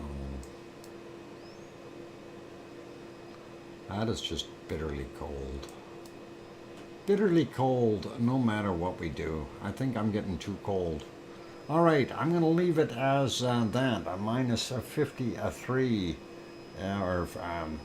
yeah, and that is what we've got there. So What? What do you mean I'm first place? I win by a degree? Wow. That is awesome. And my crystal ball tells me Doc is going to win. Sue, oh, that is awesome. And yeah, well, hang on. Do I win by a degree or did we tie? Let's see, minus 49. You had minus 48. I found 45 in Greenland. You found 45 in Greenland. I found a minus 54 in the Canadian Arctic, and you found minus 53. And I found a minus 54 in Siberia. Oh, I guess I do win by a degree. That is wonderful. That is absolutely amazing that I won today. By 1 degree. And that is amazing, Sue. And I guess that is the way it goes sometimes. I guess I got my horseshoe the right way today. Yeah, lucky horseshoe. It's a donk by a degree. That's the first degree, I'll tell you. I win by the first degree. That is awesome. I guess I have to go feed the animals. Wow.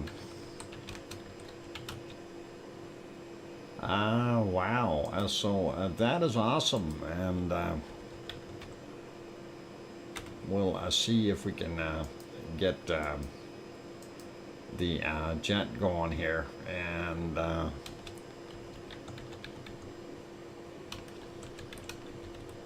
I'm just trying to get the food on board. What do I need to feed? I need to feed the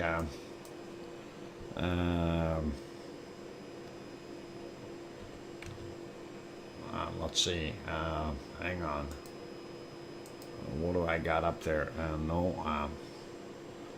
I don't think those guys count. What about these guys? No, I don't think they'll count.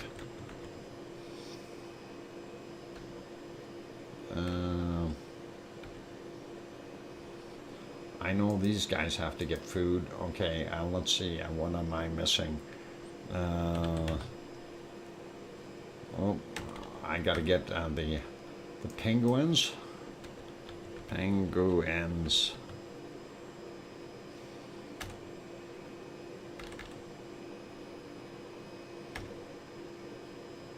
We gotta feed them.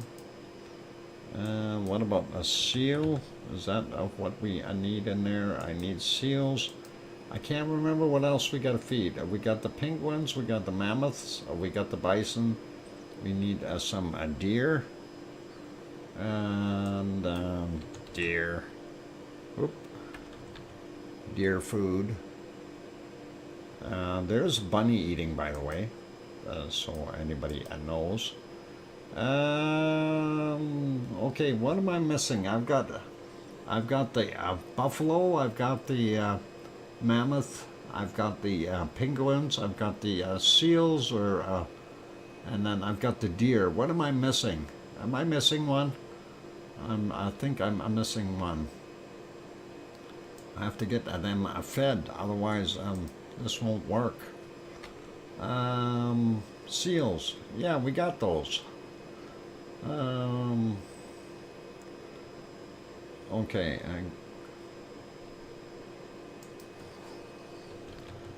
Working on it. Whales. Do I have to feed the whales too? I didn't know we have to feed the whales. Walrus. Are we feeding walrus? I don't think we feed walruses.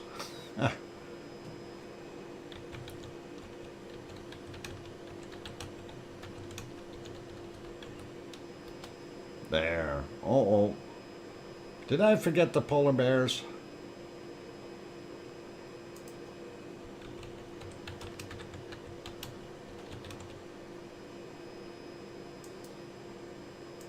Oh boy.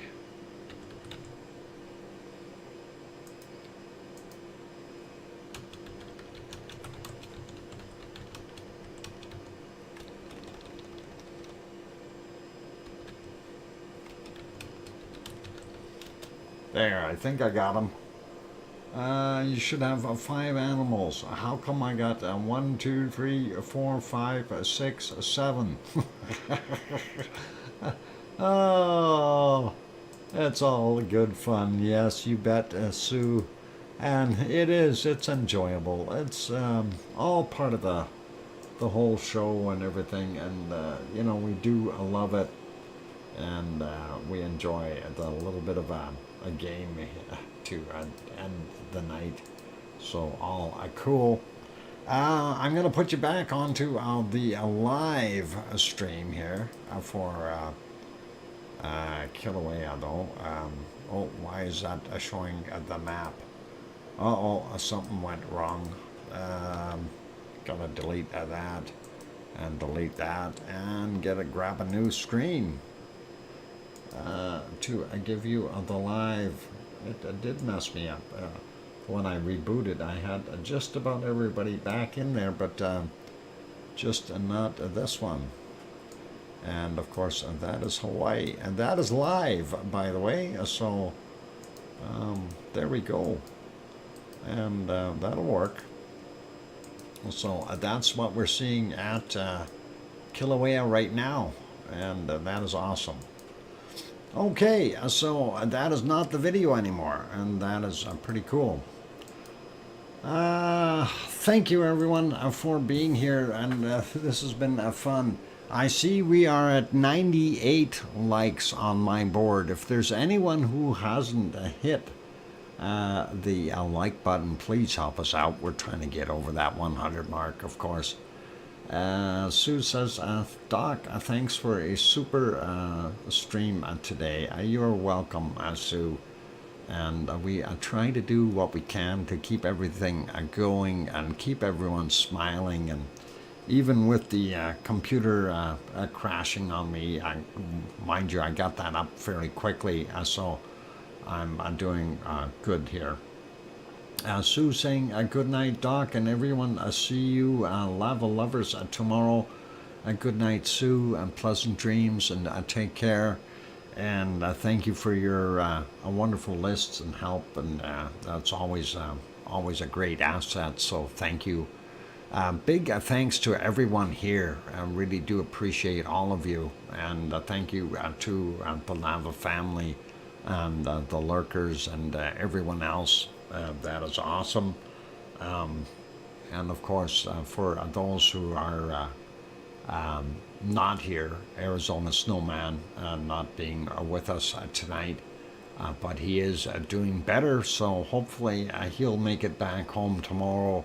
And I do hope for his sake that he can get some rest tomorrow, and he doesn't have to be in the stream, of course. So hopefully he'll be doing better with his blood pressure and all that, and that'll be good for him just to stay calm and stay safe and all that. So big thanks to our super chatters today, Michael Olson, Piggy, and Billy Bob Joe. Thank you guys for your wonderful support, and I really do appreciate those super chats. And also a big thank you to our moderators, Piggy, and of course Arizona Snowman being absent, that's okay, and CND Boy, and Joseph Fields, Texas, and Gary 24/7 Live, AZ Skies, as well as Lucas Snow. And we do have other moderators that do sit in the background sometimes as well. For those who need to know, we do have one bunny eating right now, which is good. And on those friendly notes, I'm going to say a good night to everyone.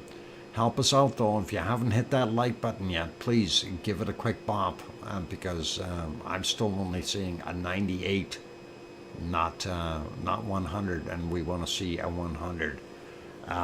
We didn't have any new members today, so that's okay as well. maybe tomorrow will be a better day, and we'll see some new members popping in there as well. On those friendly notes, oh, I see our likes went up to 99. That is awesome. And we all see 99 yellow Luftballons. No, 99 red balloons. Mine says 98 or 99 on mine. Now it changed. I don't know. For some reason, the studio screen is always one less. I don't know why. It's always that way. Anyway, thank you, everyone. I do appreciate all of you. So, honest doc, we see a 100. Okay. Yep. And honest, I'm seeing 99 on mine. So we'll fight over it. It's a 99. 99 red likes, or red Luftballons, and red balloons for those who don't speak German. Anyway, all good. Anyway, take care, everyone, and please, do what I always say. Please tell your loved ones that you love them tonight, for tomorrow is never promised. I'm your host, DrFox2000, here in cold Edmonton, Alberta, Canada, and we'll see everyone tomorrow night for our next stream. Good night, and oink oink!